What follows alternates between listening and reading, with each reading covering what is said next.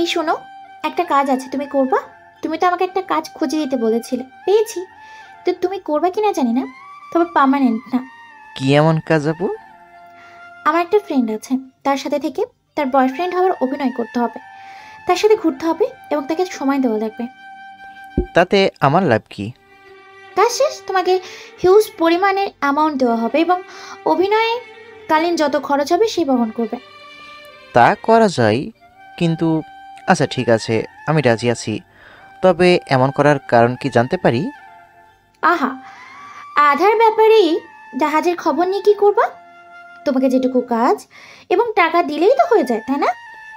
তা একখান মনের মতো কথা বলছেন। কবে থেকে এমন অভিনয় করতে হবে? আমি তোমাকে রাতে ফোন দিয়ে বলে দিব। ওকে ঠিক আছে, আমি তাহলে এখন বাসায় যাই। তানিশ আপু চলে গেল, আমিও বাসার দিকে চলে এলাম। আসেন।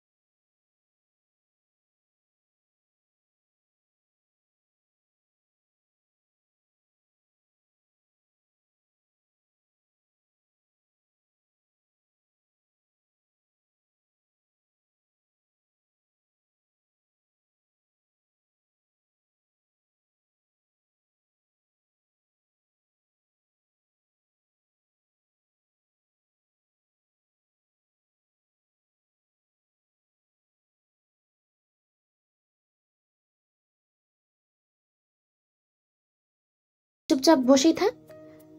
আপনার নাম কি? পড়াশোনা হয় না জব? আমার নাম আকাশ, পড়াশোনা চলছে, ডিগ্রির সেকেন্ড ইয়ারে। ওকে। তানিশা হয়তো আপনাকে সব কিছুই বলেছে। বলেছে, কিন্তু কারণ বলেনি। কারণ বললে অভিনয় করা ভালোভাবে যেত। কারণ খুব একটা গুরুত্বপূর্ণ না, টাইম পাসের জন্য। মেয়েটার কথা শুনে বেশ অবাক হলাম। টাইম পাসের জন্য কেউ এমনভাবে ছেলে খুঁজে, বেশ অদ্ভুত বিষয় তো। আপনি দেখি অনেক আজব একটা মানুষ, টাইম পাসের জন্য এমনভাবে কেউ খুঁজে। আমি অনেক আজব। আপনি বললে তো ছেলেরা লাইন লাগিয়ে দেবে। তো এমনভাবে ছেলে খোঁজার বিষয়টা মাথায় আসছে না, মনে হচ্ছে বিষয় অন্য কিছু। বাসা থেকে বিয়ের জন্য চাপ দিচ্ছে, আমার কথা কোনোভাবেই তারা শুনছে না। তাই আপনাকে বয়ফ্রেন্ড হওয়ার অভিনয় এবং আমার আব্বুর সাথে কথা বলতে হবে, আর বিয়েটা আটকাতে হবে। আপনি আবারও মিথ্যা বলছেন। মেইন কারণ এটা না, অন্য কোনো কারণ আছে? আমার বয়ফ্রেন্ড আছে, কিন্তু সে এখন বিয়ে করতে পারবে না। আমি বিয়েটা কোনোভাবে আটকে রাখতে চাচ্ছি। মনে হচ্ছে আপনি আবারও মিথ্যা বলছেন। আপনারা যেহেতু বড়লোক, আপনার বয়ফ্রেন্ডও অবশ্যই বড়লোক হবে। বড়লোক হলে তো আপনার বাবার আপত্তি থাকার কথা নয়। এমনভাবে মিথ্যা না বলে সত্যিটা বলেন। সত্যিটা বললে আমার জন্য ভালো হবে। সত্যি বলতে বয়ফ্রেন্ড না, একটা বর প্রয়োজন। মানে এখন বিয়ে না করলে আমি আমার নামে সম্পত্তি করতে পারবো না। যেদিন বিয়ে করব সেদিন সম্পত্তির কাগজপত্র আমার হাতে আসবে। আমিও তো ভাবি এমন করার প্রয়োজন কি। জি বুঝলাম। তো একটা বিয়ে করে নিলেই তো পারেন, এমন নাটক সাজানোর কি আছে? আমি এত তাড়াতাড়ি সাংসারিক জীবন শুরু করতে চাই না। অনেক স্বপ্ন পূরণ এখনো বাকি আছে। আমি চাই কন্ট্রাক্টে বিয়ে করতে, এই কয়েক মাসের জন্য। কয়েকজনকে বলেছিলাম, কিন্তু ওদের কথা এবং ব্যবহার পছন্দ হয়নি। তুই আমাকে মিথ্যে বললি কি জন্য? তুই বললি বয়ফ্রেন্ড লাগবে, এখন এই কথা বলছিস? এমন জানলে এড়ে নিয়ে আসতাম না, না বলতাম না। আপনার এমন প্রস্তাবে কে রাজি হবে? আমার কাজ শেষ হয়ে গেলে আপনাকে 3 লাখ টাকা দেব, আর কিছু শর্ত থাকবে। যেমন? বিয়ে হবে সত্যি সত্যি, ঠিক আছে, তবে কাজ শেষ হবার সাথে সাথে ডিভোর্স দিয়ে দেব। আপনি আমার উপর কোনো প্রকার স্ত্রীর অধিকার দেখাতে পারবেন না, আমাকে কখনো টাচ করতে পারবেন না। টাকার তো অনেক প্রয়োজন ছিল, আর জীবনে একটা দাগও লেগে যাবে। কী যে করবো বুঝতে পারছি না। একটু চুপ থেকে বললাম, আপনার শর্তে রাজি আছি, তবে 5 লাখ লাগবে। এটা অনেক বেশি হয়ে গেল না? আপনার কাছে এটা কিছুই না জানি, হলে বলেন, না হলে আমার কিছু বলার নেই। তবে আমার উপর যেন আইনি কোনো ঝামেলা না আসে। আর মোহর কি করবেন? মোহর নিয়ে আপনাকে ভাবা লাগবে না। মোহর হিসেবে শুধু 1 টাকা দিয়ে রাখবো, আর আইনি কোনো ঝামেলা হবে না। হেদিক দিয়ে টেনশন মুক্ত থাকতে পারেন। ওকে ঠিক আছে, কবে বিয়ে হচ্ছে তাহলে? আজকে বিকেলে রেডি হয়ে থাকবেন, বিকেল 5টায়। জি ঠিক আছে। আচ্ছা, আমি উঠছি, কাজী অফিসের সামনে দেখা হবে। বাই। আপু চলো। আমি উঠে হাঁটতে লাগলাম। আপু আসো। তানিশা আপু উঠে আমার সাথ ধরলো, বলল, তুমি এই কাজটা কি করলা? ওর প্রস্তাবে তুমি রাজি হলে কি জন্য? তোমার কাছে কি বিয়েটা ছেলে খেলা? না আপু, বিয়ে ছেলে খেলা না, সেটা আমি জানি। তবে টাকার প্রয়োজন অনেক। মায়ের দিন দিন আরও শরীর খারাপ হয়ে যাচ্ছে। ডাক্তার দেখাতে পারছি না, ওষুধ কিনতে পারি না, ঠিকমতো খেতেও পাই না। একটা কাজ পেয়েছিলাম কিন্তু ওটাও চলে গেছে। এত বড় একটা সুযোগ হাতছাড়া কিভাবে করি? অনেক টাকা পাবো। আন্টি জানলে কষ্ট পাবে না? যখন সুস্থ হবে তখন বলবো ওটাই ভালো হবে। বাবা থাকলে তো আর এমন হতো না, তাই না?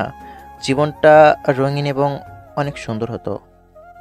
ভাগ্যের লিখন না যায় খণ্ডন, কি করবা বলো? আলো যদি এমন লিখে রাখে তাহলে তো মানুষের কিচ্ছু করার নেই।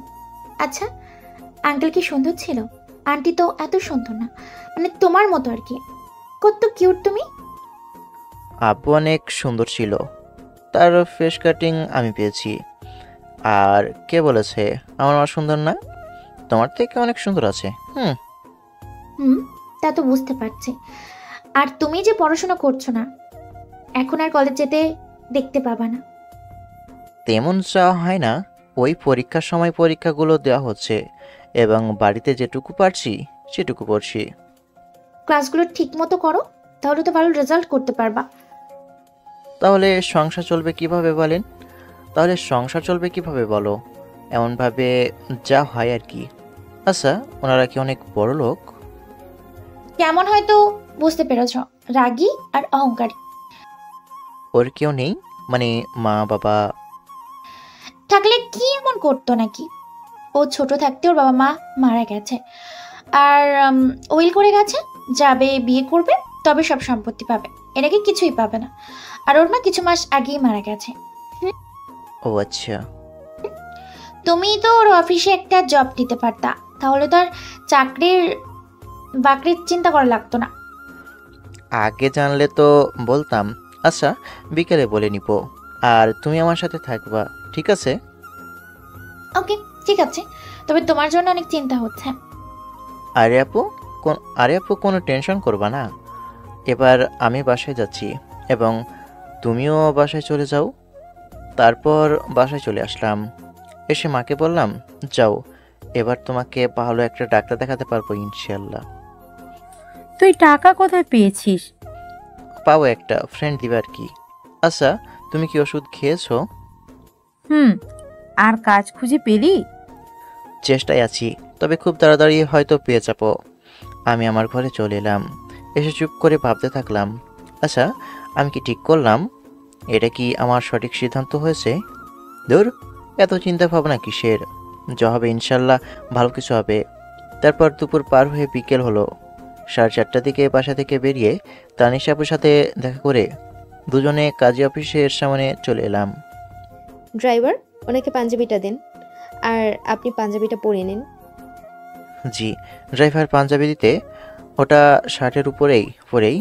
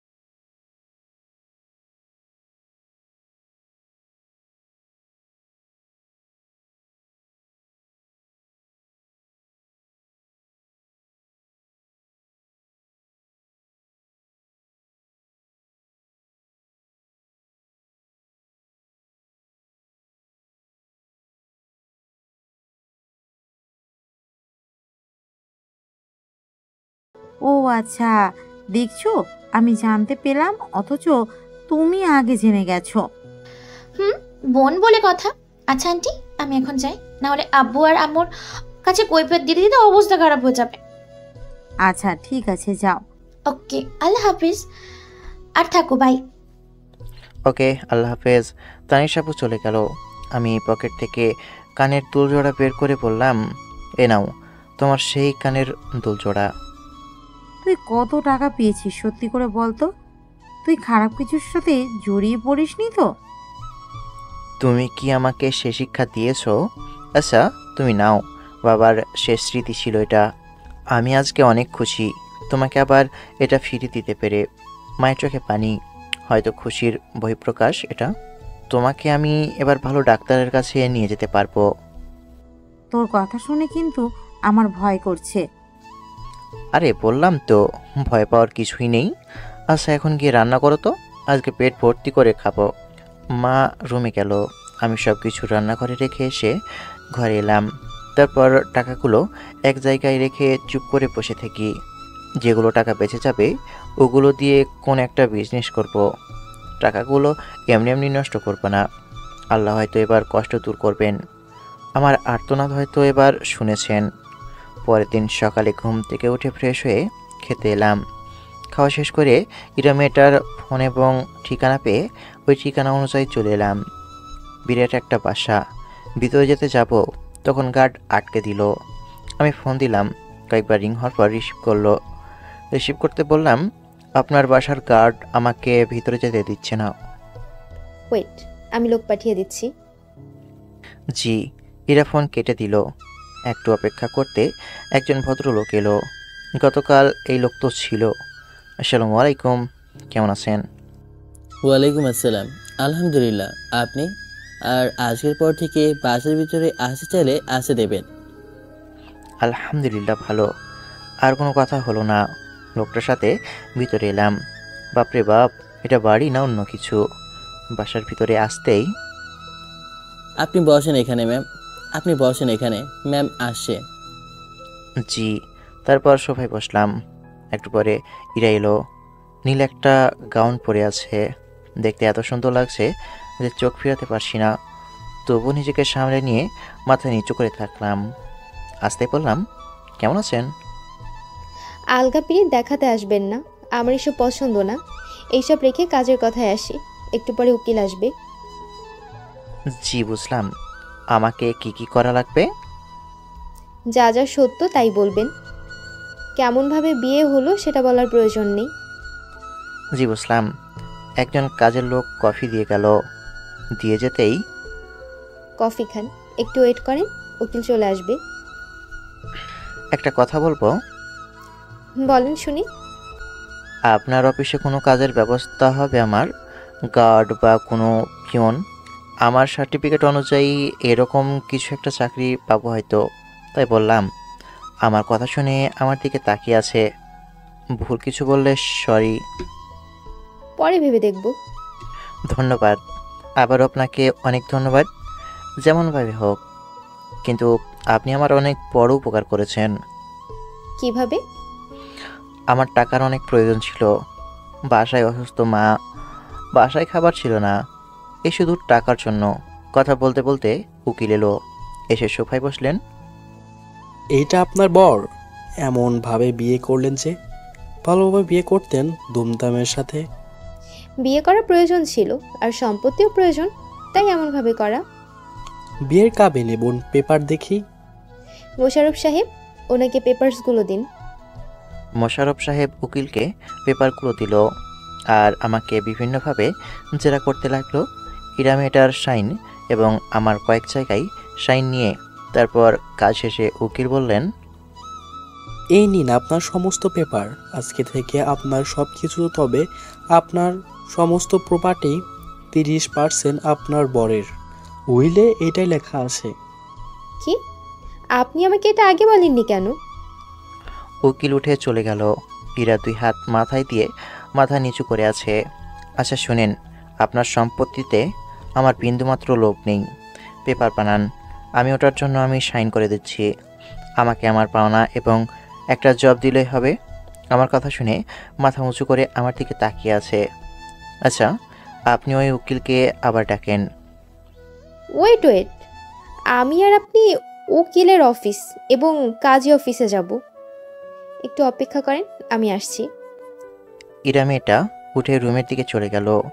তখন ইরার পিয়েস বলল, আপনি দেখছি অনেক বোকা। এত বড় সুযোগ কেউ হাতছাড়া করে? আপনি এখন কত কোটি টাকার মালিক জানেন? আপনি এসব দিয়েন না। এটা ওনার সাথে অন্যায় করা হবে। যেটাই কন্ট্রাক্ট হয়েছে সেটাই হবে। আমি অল্পতেই খুশি। আমি আমার পাওনা বুঝিয়ে পেলেই হবে। আমার এসব কিছুই লাগবে না। আর আরেকটা কথা, যে জিনিসগুলো যেমনভাবে আসে সেভাবে কোনো না কোনোভাবে চলে যায়। আর আপনি তো দেখছি আপনার ম্যামের সাথে চিট করছেন। লোকটা আর কোনো কথা বলল না। একটু পরে ইরা মেয়েটা এলো, এসে বলল, চলেন এবার যাওয়া যাক। জি চলেন।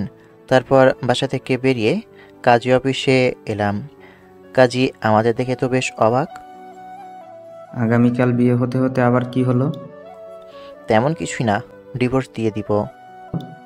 বর্তমানে আপনাদের মতো ছেলে মেয়েদের কাছে বিয়ে একটা খেলনা হয়ে গেছে। যখন ইচ্ছা বিয়ে করছেন, আবার যখন ইচ্ছা ডিভোর্স। ইসলামী জ্ঞান তো নেই, সেটা বোঝা যাচ্ছে। তো ডিভোর্স দেওয়ার কারণ কি? আমি কিছু বললাম না, চুপ করে থাকলাম। তেমন কারণ নেই। আপনাকে তো ভালো মনে করেছিলাম। আপনার বাবা একজন ভালো মানুষ ছিলেন, আর আপনি এমন। নিশ্চয়ই কোনো স্বার্থ হাসিলের জন্য বিয়ে করছেন, বুঝতে পারছি। গতকাল ভাবলাম হয়তো ভালোবেসে এমনভাবে বিয়ে করেছেন। তাতে আমার কি আপনাদের লাইফে? আমি মৌখিক ডিভোর্স নিব না, লিখিত ডিভোর্স করব। আপনার কথা ঠিক বুঝলাম না। মানে খুব সহজ, আপনাদের 3 মাস সময় থাকবে। 3 মাস পর ডিভোর্স হবে। এখন পেপারে সাইন করবেন। 1 মাস পর পর একটা করে তালাক হবে। তৃতীয় তালাকের আগে যদি মনে হয় আপনারা একে অপরের সাথে থাকবেন, তাহলে আবার নতুন করে কলেমা পড়ে বিয়ে দেওয়া হবে।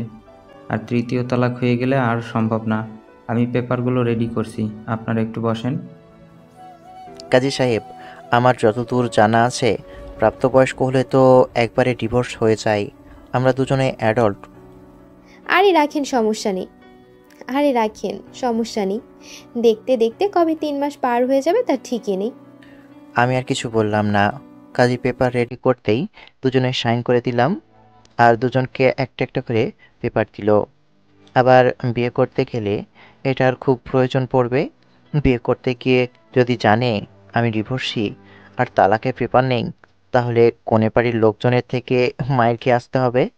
কাজী অফিস থেকে বাইরে চলে এলাম। এসে আবারও উকিলের অফিসে। আবার কি প্রয়োজন?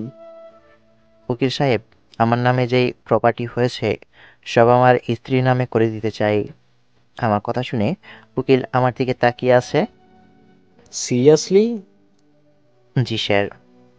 বোকা ছেলে। আচ্ছা, পেপার রেডি হলে আপনাদের কাছে চলে যাবে। ধন্যবাদ। তারপর উকিলের অফিস থেকে বেরিয়ে আসতেই থ্যাঙ্কস, আপনার কাজ শেষ, আপনি এবার আসতে পারেন। আমার চাকরির বিষয়টা। কোনো পোস্ট ফাঁকা আছে? জি ম্যাম, একটা পিয়ন লাগতো। এটা হলে আমার হয়ে যাবে। কবে থেকে জয়েন করব? আগামীকাল থেকেই পারবেন। এই নিন কার্ড, আগামীকাল অফিসে দেখা করবেন। জি ধন্যবাদ। এবার আসি, আল্লাহ হাফেজ। তারপর চলে এলাম। এসে একটা অটো নিয়ে বাসার উদ্দেশ্যে। এখন মাকে নিয়ে ডাক্তারের কাছে যাব। ম্যাম, ডিবিএস তো একবারই করানো যেত। ছেলেটার কিছু কিছু জিনিস আমার বেশ ভালো লেগেছে। আমি তো ভাবলাম আমার সব সম্পত্তির 30% চলেই গেল। ছেলেটা বেশ সহজ সরল আর বোকা, এমন কিছু কি সারে? সেটাই তো ভাবছি মোশাররফ সাহেব, কিছু জিনিস উপলব্ধি করতে চাই, তাই কাজী সাহেবের কথায় হ্যাঁ মিলানো। সেটা বড় কথা নয়, এখন চিন্তামুক্ত আমি। ড্রাইভার, অফিসে চলেন। আমি বাসায় এসে মাকে উদ্দেশ্য করে বললাম, মা চলো ডাক্তারের কাছে যাই। আর আগামীকাল থেকে আমার অফিস যাওয়া শুরু। একটা বড় অফিসে পিয়নের কাজ পেয়েছি। আলহামদুলিল্লাহ, কিন্তু এত টাকা? ওই অফিসের বসকে ওনার বিপদে একটু সাহায্য করেছি, তাই উনি আমাকে কিছু টাকা এবং এই চাকরিটা দিয়েছে। আল্লাহ তার উপর রহমত বর্ষণ করুক এবং নেক হায়াত দান করুন। আচ্ছা ঠিক আছে, এখন চলো। তারপর মাকে নিয়ে হাসপাতালে এসে ডাক্তার দেখিয়ে পরীক্ষা নিরীক্ষা করে জানতে পারলাম মায়ের হার্টের সমস্যা। তবে ভয়ের কোনো কারণ নেই, প্রপার ট্রিটমেন্ট করলে ইনশাল্লাহ সেরে যাবেন। যাক বাবা, যে ভয় পাচ্ছিলাম। তারপর মেডিসিন নিয়ে মাকে নিয়ে বাসায় চলে আসি। সন্ধ্যায় বাসা থেকে বের হলাম দোকানের দিকে। আসতেই মাসুদ আমার বন্ধুর সাথে দেখা। আসতেই কিরে, তোকে গতকাল থেকে দেখাই তো পাওয়া যাচ্ছে না, কারণ কি? থাক, মিথ্যা বলতে হবে না, কারণটা আমি জানি। না আসলে প্লিজ মাকে কিছু বলিস না, সময় হলে আমি মাকে বলে দিব। আচ্ছা বললাম না, কিন্তু সব কিছু খুলে বলতে কি হয়েছে? আচ্ছা ঠিক আছে বলছি। তারপর মাসুমকে সব কিছু বললাম। সব শুনে পড়ল। 5 লাখ টাকার জন্য এমনভাবে নিজেকে বিক্রি করে দিলি? টাকার প্রয়োজন ছিল অনেক, তাই এমন করা। মাসুমকে সম্পত্তি পাওয়ার বিষয়ে কিছু বললাম না। আমি জানি আমাকে কি পরামর্শ দিতে পারে, তাই আমি কিছু বললাম না। রাতে বাসায় চলে আসলাম। এসে খাওয়া দাওয়া সেরে রুমে এসে দিলাম ঘুম। সকালে উঠে খাবার খেয়ে আজকে থেকে তোর কাজ শুরু। আচ্ছা আমি গেলাম। আর মেডিসিন ঠিকমতো খেয়ে নিবা। তারপর বাসা থেকে বেরিয়ে বেশ কিছুক্ষণ পরে চলে আসি অফিসের সামনে। এসে ভিতরে আসতেই আরে আপনি আসেন আমার সাথে। জি চলেন। কেমন আছেন? আলহামদুলিল্লাহ ভালো, আপনি কেমন আছেন? আলহামদুলিল্লাহ ভালো। তারপর মোশাররফ সাহেবের সাথে ম্যামের কেবিনে এলাম। আসসালামু আলাইকুম ম্যাম। আমার কথা শুনে আমার দিকে তাকিয়ে আছে। ম্যাম কোনো সমস্যা? না, সমস্যা নেই। ওয়ালাইকুম আসসালাম। আর শোনেন, আলগা বিড়ি দেখাতে আসবেন না। আর আমার অফিসের যেন কেউ না জানে আমাদের বিয়ের বিষয়ে। কি যে বলেন না ম্যাম, ওগুলো বলে আমার লাভ কোথায়? আচ্ছা আপনি কি কাগজপত্রগুলো পেয়েছেন? না, তবে আজকের মধ্যে পেয়ে যাব। মোশাররফ সাহেব আর যে পিয়নগুলো আছে তাদের সাথে পরিচয় করিয়ে দেন এবং তাদেরকে কাজগুলো বুঝিয়ে দিতে বলেন। ওকে ম্যাম, আসেন আমার সাথে। জি। তারপর মোশাররফ সাহেবের সাথে এসে পিয়নগুলোর সাথে পরিচয় করিয়ে দিল। সেদিনের পর থেকে আজকে আমার অফিসের 20 দিন হলো। এর ভিতরে অনেকের সাথেই পরিচিত হয়েছি এবং অনেকের কাছে খারাপও হয়েছি। বিশেষ করে মেয়েদের কাছে বেশ পাবলিসিটি পেয়েছি এবং কয়েকটা বড় ভাইয়ের কাছে বিরক্তির কারণ হয়ে গেছি। মনে হচ্ছে আমার মেয়েদের সাথে এমনভাবে মেলামেশা বা ফ্রি হয়ে কথা বলা তাদের পছন্দ হয় না। তাতে আমার কি? এর ভিতরে প্রপার্টির পেপারগুলোতে সাইন করে দিয়ে তার নামে করে দিয়েছি। এ পিচ্ছি, এদিকে শোনো। জি বলেন আপু। এই ফাইলগুলো 20 নম্বর ডেস্কে দিয়ে এসো আর 1 কাপ কফি নিয়ে এসো। Okay madam. তারপর ফাইলগুলো নিয়ে 20 নম্বর ডেস্কে দিয়ে কফি নিয়ে ফারিয়াপুকে দিলাম। মনে হচ্ছে এই অফিসের সবার ছোট আমি হব। আচ্ছা তুমি এত কিউট কেন? আচ্ছা তোমার বড় ভাই আছে? না আপু, আমি একমাত্র। না বড় ভাই বোন আছে, না কোনো ছোট ভাই বোন আছে। ইস, তোমার বড় ভাই থাকলে অবশ্যই তোমাকে দেবর বানিয়ে নিতাম, কিন্তু আফসোস কেউ নেই। আফসোস করিয়েন না, অবশ্য আপনার ভাগ্যে ভালো এবং হ্যান্ডসাম কিউট একটা বর জুটবে। তাই? আচ্ছা, আজকে দুপুরের লাঞ্চ আমার পক্ষ থেকে। কোন খুশিতে? ম্যাম আসছে, তুমি যাও এখন, না হলে কথা শোনা লাগবে। জি ঠিক আছে। তারপরে সে কাজ করতে থাকি। দুপুরে লাঞ্চের সময়, তুমি পড়াশোনা বাদ দিয়ে এই বয়সে চাকরি করছো কেন? আর চাকরি পেলে বা কিভাবে? আসলে আপু আমার বাবা নেই। বাবা না থাকায় এই কাজ খোঁজা আর চাকরিটা পেয়েছি। ম্যাম হলেন আবুর বান্ধবী। তখন যে বললে তোমার কোনো ভাই বোন নেই। আপন বোন তো না, উনি আমাদের পাড়ায় থাকে। বলা চলে উনি আমার আপন বোনের মতোই। ওনার সুবাদে এই জবটা পাওয়া। ওই আপুর বান্ধবী হচ্ছেন ম্যাম। আর সব যেমনভাবে চাকরি পেয়েছে সেভাবে আমার হয়নি। না কোনো সিভি জমা দিতে হয়েছে, না কোনো কাগজপত্র। ম্যাম বলে দিয়েছে কাজ করতে, এই আর কি। বুঝলাম। আচ্ছা কি খাবা? ভাত, সবজি, আর কি খাওয়াবেন আপনি জানেন? আচ্ছা ঠিক আছে, ভাত, সবজি আর খাসির মাংস নিয়ে আসেন। ফারি আপু অর্ডার দিল। তারপর টুকটাক কথা বলতে বলতে খাবার এলো। খেতে খেতে বললাম, আপনাদের সাথে কথা বললে কিছু কিছু ভাইয়া জ্বলে পুড়ে ছারখার হয়ে যাচ্ছে। কেন? এই যে আমি আপনাদের সাথে কত সহজেই মিশে যাচ্ছি, কথা বলছি, এটা ওনাদের সহ্য হচ্ছে না। আচ্ছা, আপনারা তো আমার আপু হন। এমনকি এই অফিসের সবাই আমার সিনিয়র। বড় ভাই, বড় বোন।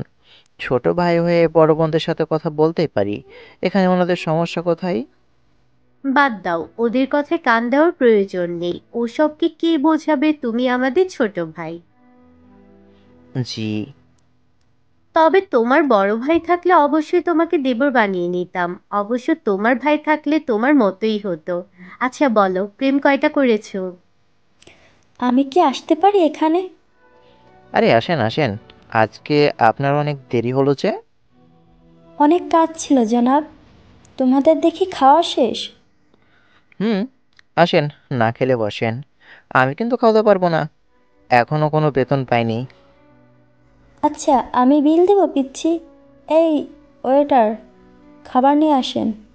আচ্ছা বলো, সবার কি অবস্থা? এই তো ভালো, তোমার কি অবস্থা? আলহামদুলিল্লাহ ভালো। পিচ্ছি, তোমার কি খবর? আলহামদুলিল্লাহ ভালো আপু। এই পিচ্ছি, বলো বলো, রিলেশন কয়টা করেছো? একজন ছিল, টাকাওয়ালা কাকু দেখে গেছে গা। কষ্ট হয়নি? কষ্ট লাগলেও কি করার বলেন, সে সুখে থাকলেই খুশি।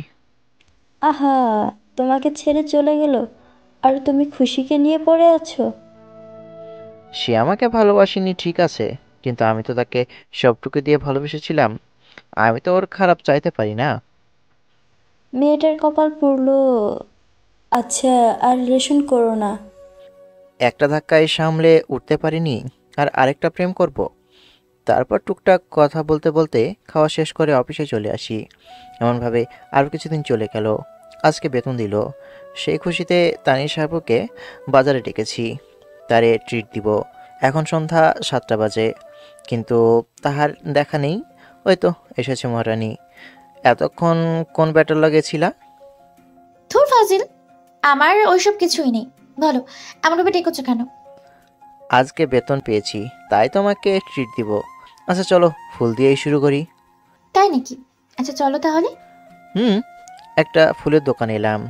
এসে বেলি ফুলের মালা নিয়ে বললাম, আচ্ছা দাও, আমি চুলের খোপায় লাগিয়ে দিচ্ছি। আহারে, আচ্ছা দাও। যখন তানিশ আপুকে ফুলের মালা পরিয়ে দিতে যাব, তখন কেউ বলল, কি ব্যাপার পিচ্ছি, এটা গার্লফ্রেন্ড নাকি? সাইডে তাকে দেখি ফারি আপু। আরে আপু আপনি? ভুল সময় চলে এসেছি নাকি? আরে না না, এটা আমার গার্লফ্রেন্ড না, এটা তানিশ আপু। ও আচ্ছা, তাই বলো। আমি ভাবলাম তোমার গার্লফ্রেন্ড। আরে না, এখন বলেন আর কি কি ফুল নেবেন? গোলাপ দিব না, ওটা আপনার বয়ফ্রেন্ড থেকে নিয়ে নেবেন। ফাজিল কোথাকার। Hi, nice to meet you. আমি তানিশা, আপনি? আমি ফারিয়া। এই পিচ্ছি যেই অফিসে জব করে ওখানে আমিও জব করি। আপনার গুণগান যত গায় তানিশা আপু এই, তানিশা আপু ওই। এই ফাজিল আবার আমার সম্পর্কে কি বলে? না, তেমন কিছুই বলে না। কিভাবে পরিচয় হয়েছে, সম্পর্ক কেমন, কিভাবে সাহায্য করেছে, এই আর কি। বুঝলাম। আপুর কাছে বকা খেলে তোমার খবর আছে। আরে স্যার কিছু বলবে না, আমি আছি না। আচ্ছা আপু, ফুচকা খাবেন? খাওয়া যায়। কি দেখছেন ম্যাম? ওদের ভেতরে কি অন্য কোনো সম্পর্ক আছে? আই মিন, ওদের ভেতরে কি রিলেশন চলছে?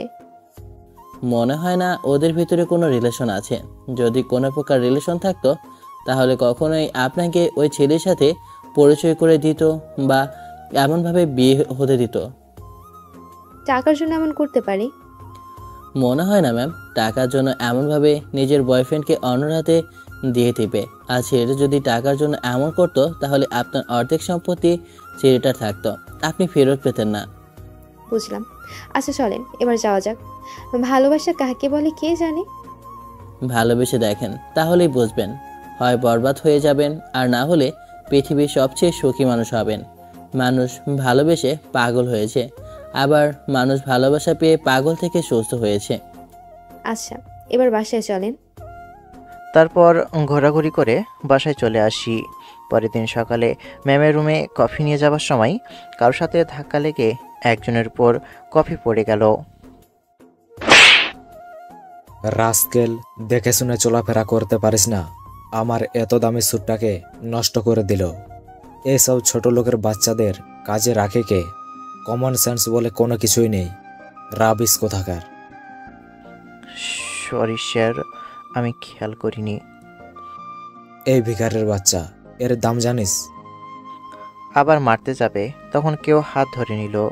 তাকে দেখি মোশাররফ স্যার, আর পাশে ম্যাম দাঁড়িয়ে আছে।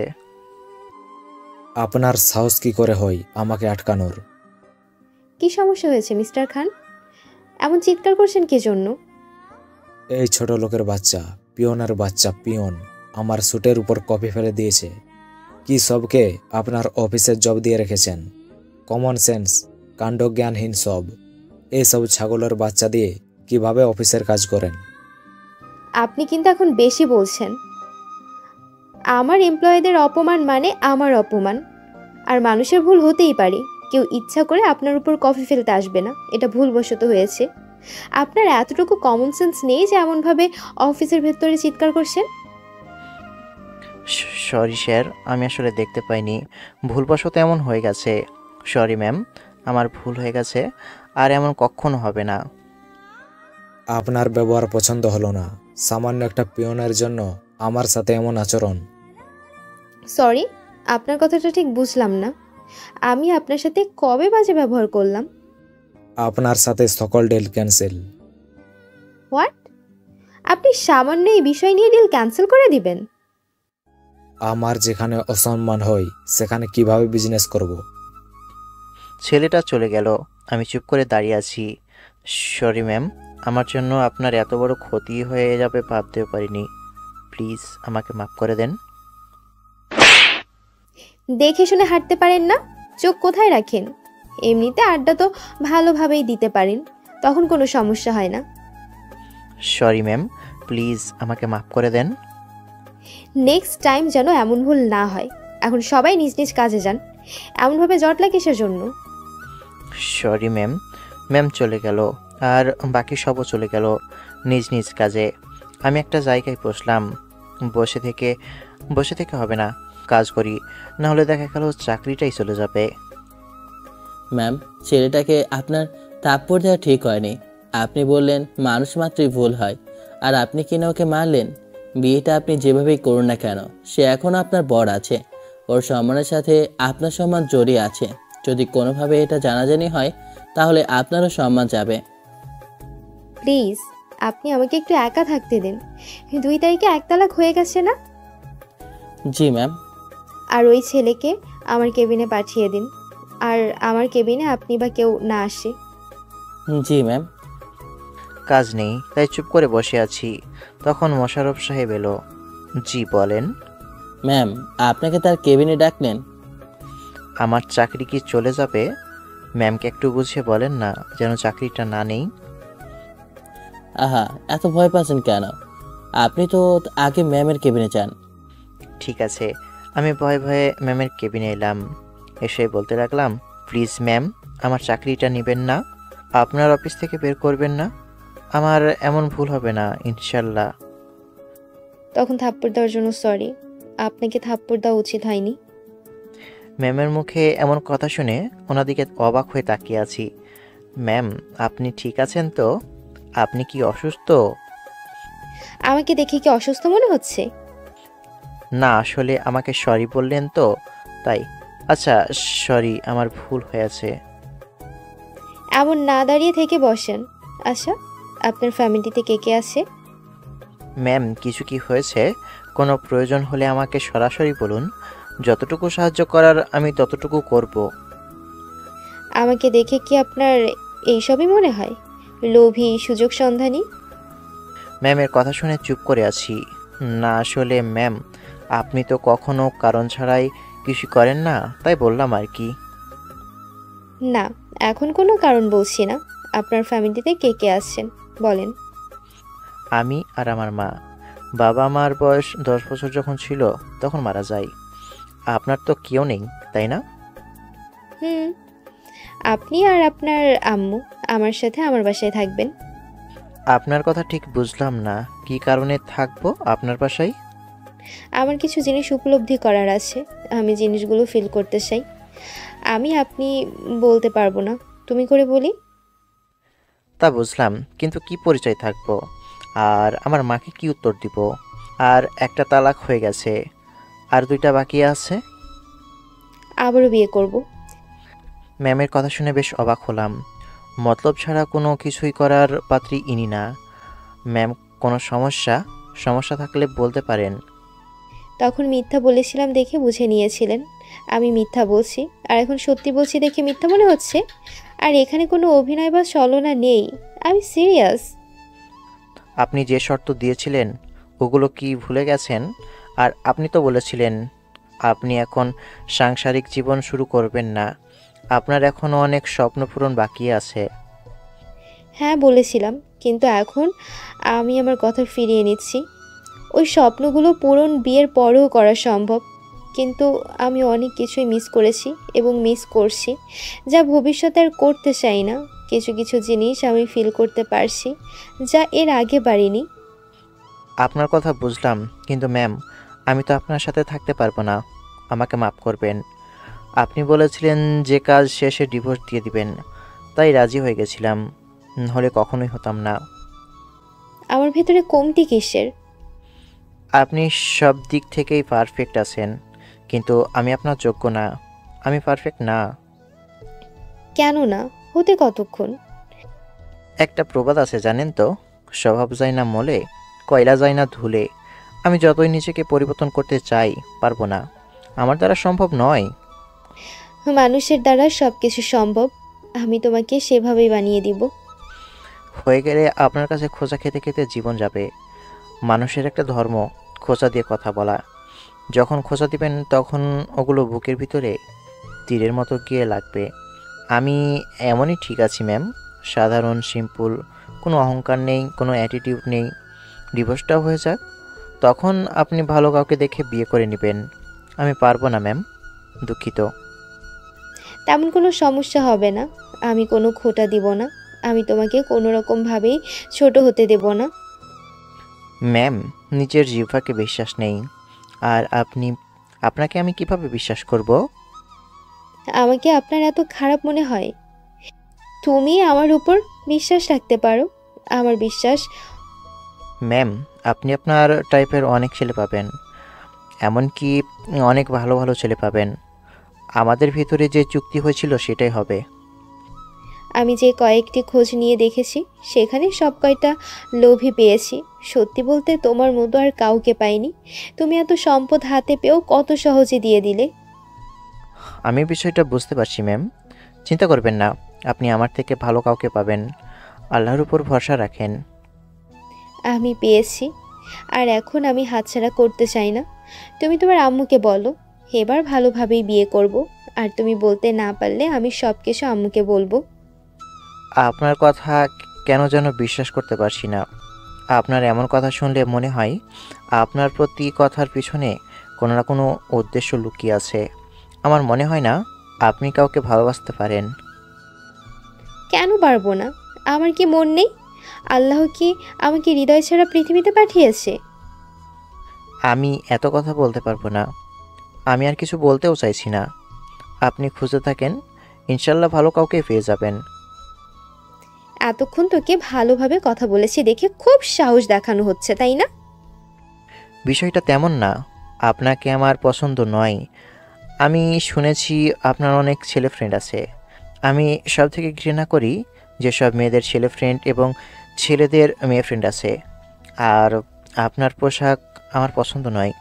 মাফ করবেন ম্যাম, আমি আপনার প্রস্তাবে রাজি হতে পারছি না। যেখানে যে জিনিস মানানসই সেই জিনিস সেখানেই রাখতে হবে। আহা, আমি সেটাই করতে চাচ্ছি। যেখানে যেই জিনিস মানায় সেখানে সেটাই রাখতে চাচ্ছি। ম্যাম, আপনি ভালো কিছু রিজার্ভ করেন। আপনার প্রয়োজন ছিল এবং আপনি ওই রকম শর্ত দিয়েছিলেন, তাই আমি রাজি হয়েছিলাম। এবং আমার টাকার প্রয়োজন ছিল, তাই আরও রাজি হওয়া। না হলে হতাম না। আর এমন কিছু হবে ভাবতেও পারিনি। আমি ভাবলাম হয়তো আপনি ডিভোর্স দেওয়ার জন্য উঠে পড়ে লাগবেন, কিন্তু বিষয়টা একদম আলাদা হয়ে গেল। ম্যাম, বিষয়টা এখানে স্থগিত করলেই ভালো হবে। এই, তুই এত কথা বলিস কি জন্য? তখন থেকে এত বকবক করছে যে মেজাজ খারাপ করে দিয়েছে। বলছি না তোকে আমার চাই, আমি তোকে ভালোবাসি। দেখলাম রাগে ফুঁসছে আর গালগুলো লাল হয়ে গেছে। এগুলো সব মিথ্যা। আপনার কথা আমি কখনো বিশ্বাস করছি না। এই, আমি তোর বিশ্বাস কখন ভেঙেছি? আর তোর সাথে যে আমি ডিল করেছি সেটা মাফিক কাজ হয়েছে, এমন না যে তোকে ধোকা দিয়েছি। তোর সাথে কথা বলেই তো সব কিছু হয়েছে। আপনি অনেক অহংকারী। আমি আর কিছু বলতেও চাইছি না। আমি এখন গেলাম, বাই। তুই যদি উঠে গেছিস তাহলে তোর কি যে করব নিজেও জানি না। কিছু না বলে উঠে চলে এলাম বাইরে। এসে একবারে অফিস থেকে বাইরে চলে আসি। এসে চুপ করে একটা জায়গায় বসলাম। আমি ওনাকে বিশ্বাস করতে পারছি না। ওনার সাথে কখনো আমার মিলবে না। সব সময় দুজনের মধ্যে অমত থাকবে সব কিছু নিয়েই। ওনার চাওয়া পাওয়া এক আর আমার চাওয়া পাওয়া এক। ম্যাম, কি হয়েছে আপনার? কান্না করছেন কেন? আপনার হাত থেকে তো রক্ত পড়ছে। আমি এখনই ফার্স্ট এড বক্স নিয়ে আসি। এত উত্তেজিত হবার কিছু নেই, রক্ত ঝরতে দেন, আর আমি ঠিক আছি। বেশি রক্ত পড়লে আপনি অনেক অসুস্থ হয়ে যাবেন। ওর সাথে কি এমন করলাম যে আমাকে বিশ্বাস করছে না? আমি যাই বলছি ভাবছে সব কিছুর পেছনে নাকি আমার কোনো উদ্দেশ্য আছে। হয়তো আপনাকে তার পছন্দ না, বা আপনার কোনো কাজ পছন্দ না। সৌন্দর্যের পিছনে অনেক কিছু থাকে ম্যাম। সৌন্দর্য দিয়ে যদি পুরুষ আটকানো যেত তাহলে বাসায় সুন্দরী সুন্দরী বউ রেখে পতিতালয় এবং পরকীয়া করতো না। তবে কিছু মানুষ আছে যাদের চরিত্র কখনো ঠিক হবে না। বাসায় যত ভালো বই থাকুক না কেন, নেরি কুত্তার মতো অন্য মেয়ের পেছনে ছুটবে। আচ্ছা দিন, আমি ব্যান্ডেজ করছি, তারপর ওটার দেখছি কি করা যায়। আপনি কি তাকে সত্যিই ভালোবাসেন? আপনার কি মনে হচ্ছে? কারো মনের কথা আমি কিভাবে বলবো? আচ্ছা, সত্যি ভালোবেসে থাকলে আমি বুঝিয়ে বলতে পারি, অথবা আপনার বান্ধবীকে বলে তাকে বোঝাতে বলতে পারেন। ওই ডাইনি এমন কিছু বলে রেখেছে যে আমাকে বিশ্বাস করতে পারছে না। আমি দেখছি কি করা যায়। আচ্ছা ম্যাম, আমি পিয়নকে পাঠিয়ে গ্লাসের টুকরোগুলো পরিষ্কার করতে বলছি, আর দেখছি ওনাকে বোঝাতে পারে কিনা। আমি চুপ করে বসে আছি। তখন কেউ পাশে এসে দাঁড়ালো। তাকে দেখি মোশাররফ সাহেব। জি স্যার, কিছু বলতেন? বলার জন্য তো আশা। আমি আপনার বাবার বয়সী হব বলতে সংকোচবোধ হচ্ছে, কিন্তু তাও বলছি। ম্যামের সমস্যাগুলো দূর করা বা তাকে বিভিন্ন কাজে সাহায্য করা আমার ডিউটি। দেখেন, আপনি ম্যামকে যতটা খারাপ ভাবছেন ততটা খারাপ উনি না। ওনার আম্মু মারা যাবার পর থেকে ওনার সাথে থেকে কাজ করে এসেছি। মেয়ে হিসেবে খুব খারাপ না, মানছি কিছুটা অহংকারী, টাকা পয়সা থাকলে এমন সবাই একটু একটু হয়ে থাকে। তবে আপনার সাথে এবার কোনো উদ্দেশ্যে বিয়ে করতে বলছে না, আপনাকে সত্যিই ভালোবাসে। যেদিন আপনারা ডিভোর্স পেপারে সাইন করেন সেদিন থেকেই আপনার সম্পর্কে আমাকে জিজ্ঞেস করে। আপনি মানুষটা কেমন জানতে চায়, তার জন্য তো ডিভোর্সটা এমনভাবে করতে চাইলেন উনি। না হলে উনিও ভালো করে জানেন যে একবারে ডিভোর্সটা হয়ে যেত। উনি আপনাকে বসতে চেয়েছিলেন, তাই উনি এতগুলো দিন সময় নিয়েছে। আপনি যখন সেদিন ম্যামের বান্ধবীর মাথায় ফুল বেঁধে দিচ্ছিলেন তখন অনেক দাঁড়িয়ে দাঁড়িয়ে আপনাকে দেখছিল। সেদিন কি গতকাল রাতেই তো দেখেন, সমস্যা সবার জীবনেই থাকে, মতের অমিল থাকে, এগুলো সরিয়ে এগিয়ে যেতে পারলেই জীবন সুন্দর। আমাকে আপনি এখন কি বলতে চাইছেন? উনি সুন্দরী হতে পারে এবং টাকা পয়সা থাকতে পারে, কিন্তু এমন মেয়ে আমার পছন্দ না। আমার বউ হিসাবে চাই গৃহিণী, কোনো চাকরিজীবী না বা কোনো বিজনেসম্যানকে না। আমার পছন্দ হবে বাসায় থেকে আমার মাকে সাহায্য করবে, আমি বাসায় থাকলে আমার খেদমত করবে, বা কাজ শেষে ক্লান্ত হয়ে যখন বাসায় ফিরবো তখন আমার খেদমত করবে। আমি জানি উনি এগুলো কখনো পারবে না, তাই আমি দূরে দূরে থাকছি। আমি স্মার্ট কোনো ছেলে না, আর হতেও চাই না। আমি খ্যাত, আমার চিন্তাভাবনা খ্যাত, আর খ্যাতই ভালো। যেগুলো আমার পার্সোনাল সেগুলো আমার পার্সোনাল থাকবে। আপনি আপনার ম্যামকে ভালোভাবে বুঝিয়ে বলে দিবেন ওনার জন্য স্মার্ট পাত্র চাই, আমার মতো এত নিচু চিন্তাভাবনার ছেলে না। আপনার কথা বুঝতে পেরেছি। এমন মেয়ে শুধু আপনার না, প্রায় সকল ছেলেদেরই পছন্দ, কিন্তু কতজনই পায় বলেন? যেগুলো পায় সেগুলোকে নিয়ে জীবন কাটাতে হয়। আচ্ছা, আমি বুঝলাম আপনার কথা। আপনার ম্যামকে বুঝিয়ে বলে দিবেন, তাহলে হয়ে যাবে। আর এতদিন থেকে তার অহংকারের জন্য মনের ভিতরে তার প্রতি আলাদা একটা ঘৃণা তৈরি হয়েছে। আচ্ছা, সেসব কথা ওনাকে বুঝিয়ে বলে দিবেন। মোশাররফ সাহেব উঠে চলে গেলেন। আমি কিছুক্ষণ বসে থেকে অফিসের ভিতরে চলে এলাম। লাঞ্চের সময় চুপচাপ খাচ্ছি, তখন কেউ পাশে এসে দাঁড়িয়েছে। দেখি নীলিমা আপু। আপনি দাঁড়িয়ে কেন আপু? বসেন। চাকরি আছে না গেছে? আরে মনে হচ্ছিল ম্যামের কেবিনে অনেকক্ষণ ছিল, তারপর ম্যামের কেবিন থেকে বাইরে চলে গিয়েছিল, ওখানে অনেকক্ষণ থেকে তারপর অফিসে। কারণটা কি? কারণটা খুব সোজা, অনেক কথা শুনিয়েছে, তাই মন খারাপ করে বাইরে বসেছিলাম। এত বড় একটা ডিল নষ্ট হয়ে গেছে, আমাকে কি এত সহজে ছেড়ে দিবে ভেবেছেন? তাও একটা কথা। জি, লাঞ্চ কি শেষ না মাত্র এলেন? না, আসলাম। ম্যাম হঠাৎ করে এই রেস্টুরেন্টে? এখন পর্যন্ত আমরা ছাড়া তো উনি এখানে কখনো আসেনি। এই মেয়ের মাথা গেছে। শালা, আগে যদি জানতাম তাহলে এমন প্রস্তাবে রাজি হতাম না। জানবো কিভাবে, বুঝবো কিভাবে? আগে যে অ্যাটিটিউড দেখালো, মনে হচ্ছে আমাকে পাত্তাই দিবে না, আমার সাথে প্রয়োজন ছাড়া কথা বলবে না, কিন্তু এখন দেখি পুরো উল্টো। মিস, আপনার নাম কি যেন? জি ম্যাম, আমি নীলিমা। মিস নীলিমা, আপনি এখন যান। এ কি করতে চাচ্ছে? নীলিমাপু চলে গেল, যেতেই বলল, মেয়েদের সাথে চিপকে থাকতে খুব ভালো লাগে, তাই তো?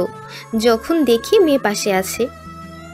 আমি মেয়েদের পাশে যাই না, ওনারাই আসে। কত কিউট আমি, এমন কিউট একটা ছেলের সাথে কেনা কথা বলতে চাই বলেন? তাই না? এগুলো পরে দেখছি আমি। সেসব বাদ দিয়ে আজকে গিয়ে আপনি আম্মুর সাথে কথা বলবেন।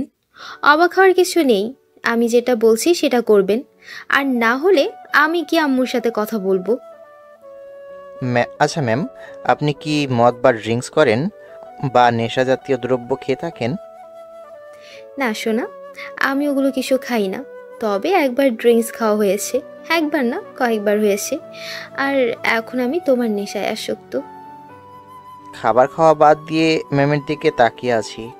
হঠাৎ এত প্রেম কোথা থেকে আসলো? না, আমাকে তার কাজের জন্য ব্যবহার করবে? যদি কোনো কাজের জন্য হতো তাহলে তো সরাসরি বলতে পারে, যেমন বিয়ে ডিলটা করেছিল। এত কি ভাবো?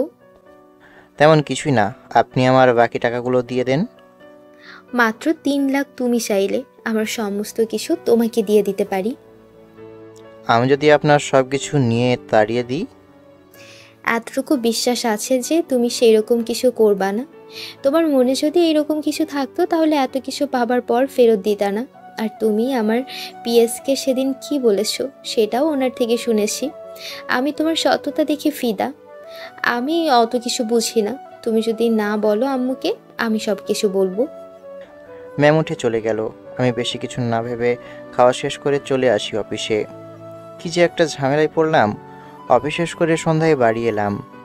এসে ফ্রেশ হয়ে মাকে উদ্দেশ্য করে বললাম, মা তোমাকে কিছু বলার আছে। কি বলবি বল। তোমাকে অনেক বড় একটা মিথ্যা বলেছি, আমাকে মাফ করে দাও।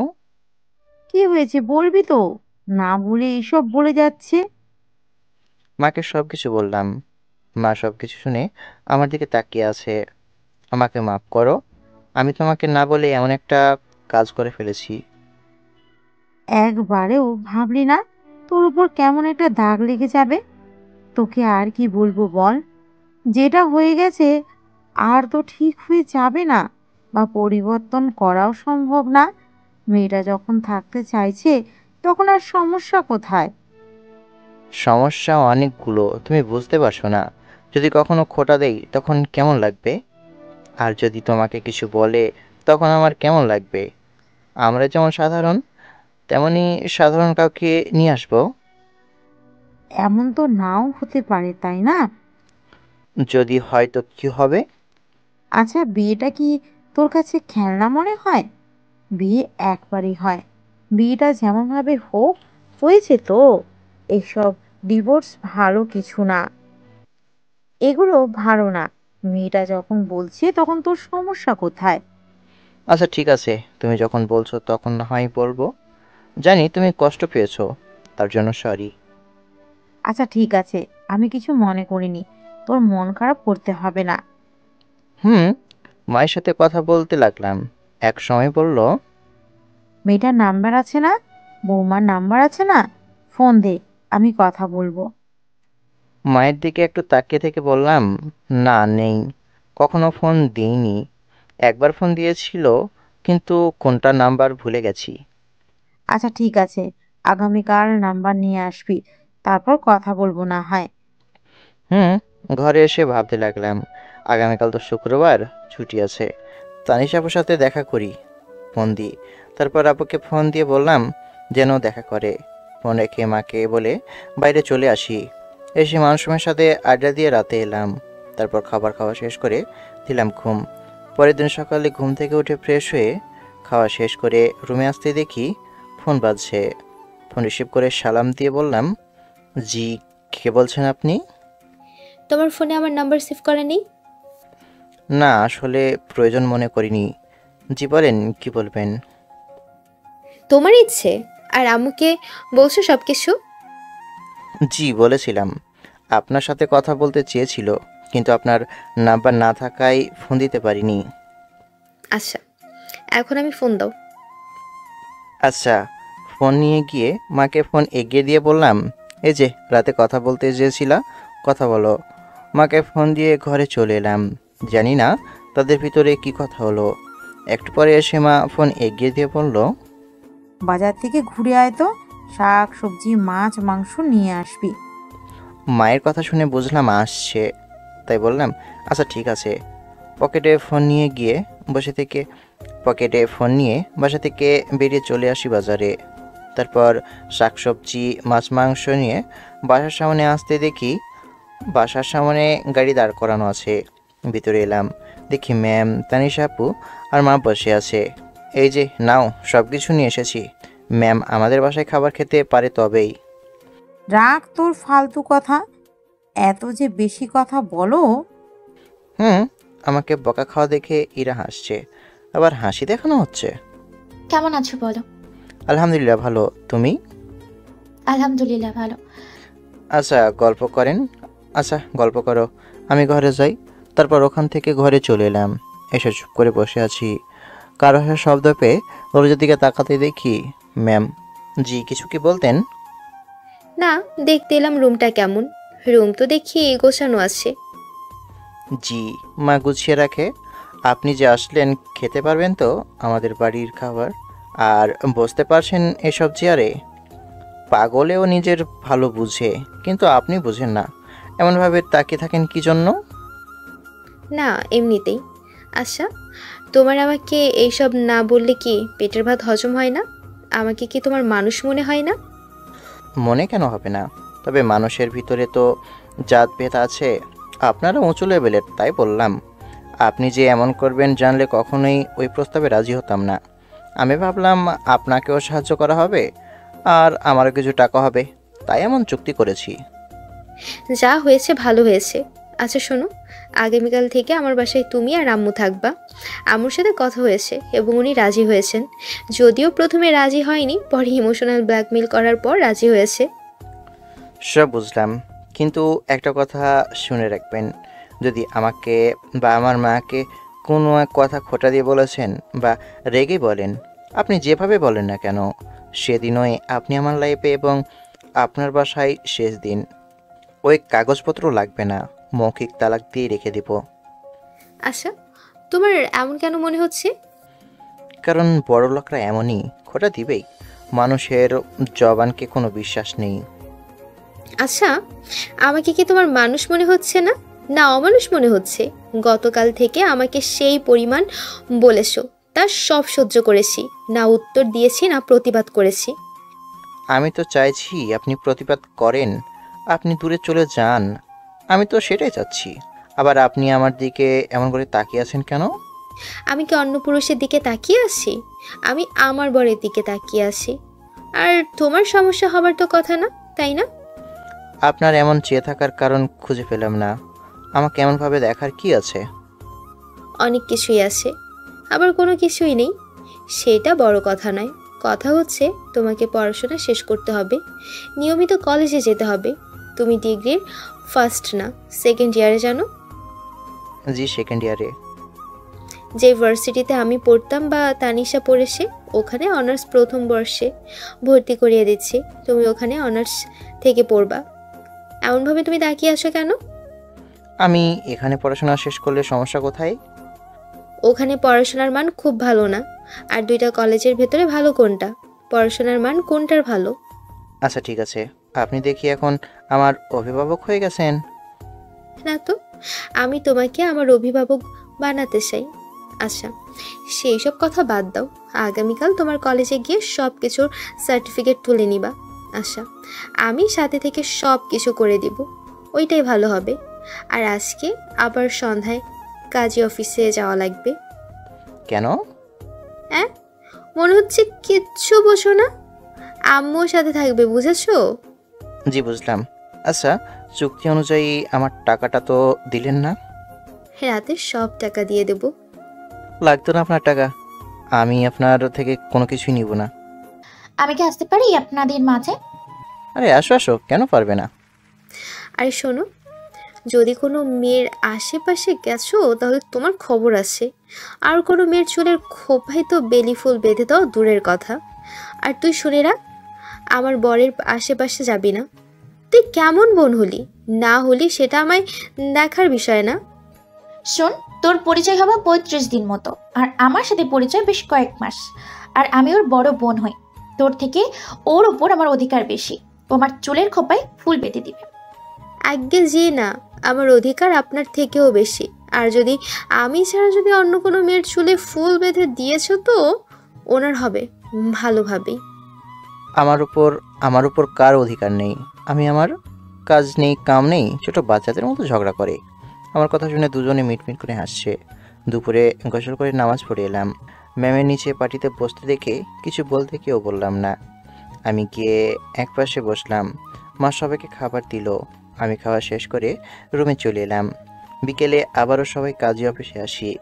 কাজী আমাদের দেখে বললেন, বাহ, আবারও আসলেন? আবারও বিয়ে করে ডিভোর্স করবেন নাকি? আর কোনো কিছুই হবে না, এটাই শেষ। যা যা পেপার লাগবে এখানে আছে। সুবুদ্ধি হইল, ভালো। ওকে দেন তাহলে। কাজী তার কাজ শুরু করলেন। আবারও নতুন করে বিয়েটা হয়ে গেল। ইরা সবাইকে তার বাসায় নিয়ে এলো। আপনি যে এমনভাবে বিয়ে করলেন, আপনার বিজনেস পার্টনারগুলো তো জানলো না? আপনি না, তুমি করে বলো। আমি তোমার বউ, ওকে? তোমার এমনভাবে বিয়ে করা মানালো না। তোমার বিজনেস পার্টনারগুলো তো জানতেই পারলো না। একটা পার্টিতে সবাইকে ইনভাইট করে জানিয়ে দেব। ওগুলো নিয়ে তোমাকে ভাবতে হবে না। আম্মু কি করছে দেখি। আমিও যাব। দেখি বাসার কাজের মেয়ের সাথে মা বাসা ঘুরে ঘুরে দেখছে। বাহ, ভালো তো। তোমার কাজিন নেই না? মানে মামা মামি, খালাম্মা, ফুপি, চাচা এরা? সবাই আছে, তবে কারোর সাথে আমার সম্পর্ক ভালো না। এই তুমি কেমন বলবা যে তোমার সাথে কারো সম্পর্ক ভালো নেই? আমার ক্যারেক্টার একদম বাজে। এই যে সোজাসুজি মুখের উপর সত্য কথা বলে দিই, সেটা বড় হোক বা ছোট, তাই আমাকে কেউ পছন্দ করে না। আর তাই কারোর সাথে কোনো সম্পর্ক নেই। ও আচ্ছা, বুঝলাম। একা একা থাকতে খারাপ লাগতো না? কেন লাগবে না? আম্মু নেই, আব্বু নেই, কষ্ট প্লাস অনেক খারাপ লাগে, একাকিত্ব ফিল হয়। বাসার কাজের লোক অনেক আছে, তবুও একা একা লাগে। আর চিন্তা নেই, এখন আম্মু পেয়ে গেছি। তোমার কোনো আম্মু নেই, ওটা আমার আম্মু। সত্যি এমন না এমন অভিনয় করছে? ছোট বাচ্চাদের মতো স্বভাব। দেখতে থাকি, তাহলে বুঝতে পারবো। আচ্ছা, নিয়ে যাও। নিয়েছি তো। আম্মু দেখি কলেজের মেয়েটার সাথে বেশ গল্প জমিয়েছে। সেটা তো দেখছি। সময়গুলো কেটে রাত হয়ে গেল। তিনজনে একসাথে বসে খাবার খেলাম। মাকে একটা রুম দেখিয়ে দিয়েছে। মা, মেডিসিন খেয়ে শুয়ে যাও। মেডিসিন শেষ হয়ে যাবে। আচ্ছা, আগামীকাল গিয়ে নিয়ে আসবো। আচ্ছা, তুমি ঠিকমতো খেলে না যে? অসুস্থ কি তুমি? না, আমি ঠিক আছি। কেন জানি ঠিক মতো খেতে পারলাম না। রাত তো অনেক হয়েছে, আমি গিয়ে এবার ঘুমিয়ে পড়ি। আর রাত না জেগে তোমরাও ঘুমিয়ে যাও। জি আম্মু। আম্মু, কোনো সমস্যা হলে জানাবেন। আরে না মা, কোনো সমস্যা নেই। আর হলে অবশ্যই বলবো, টেনশন করিও না। আমার অনেক ঘুম আসছে, আমি ঘুমিয়ে গেলাম। আল্লাহ হাফেজ। খাওয়া শেষ করে ছাদে চলো।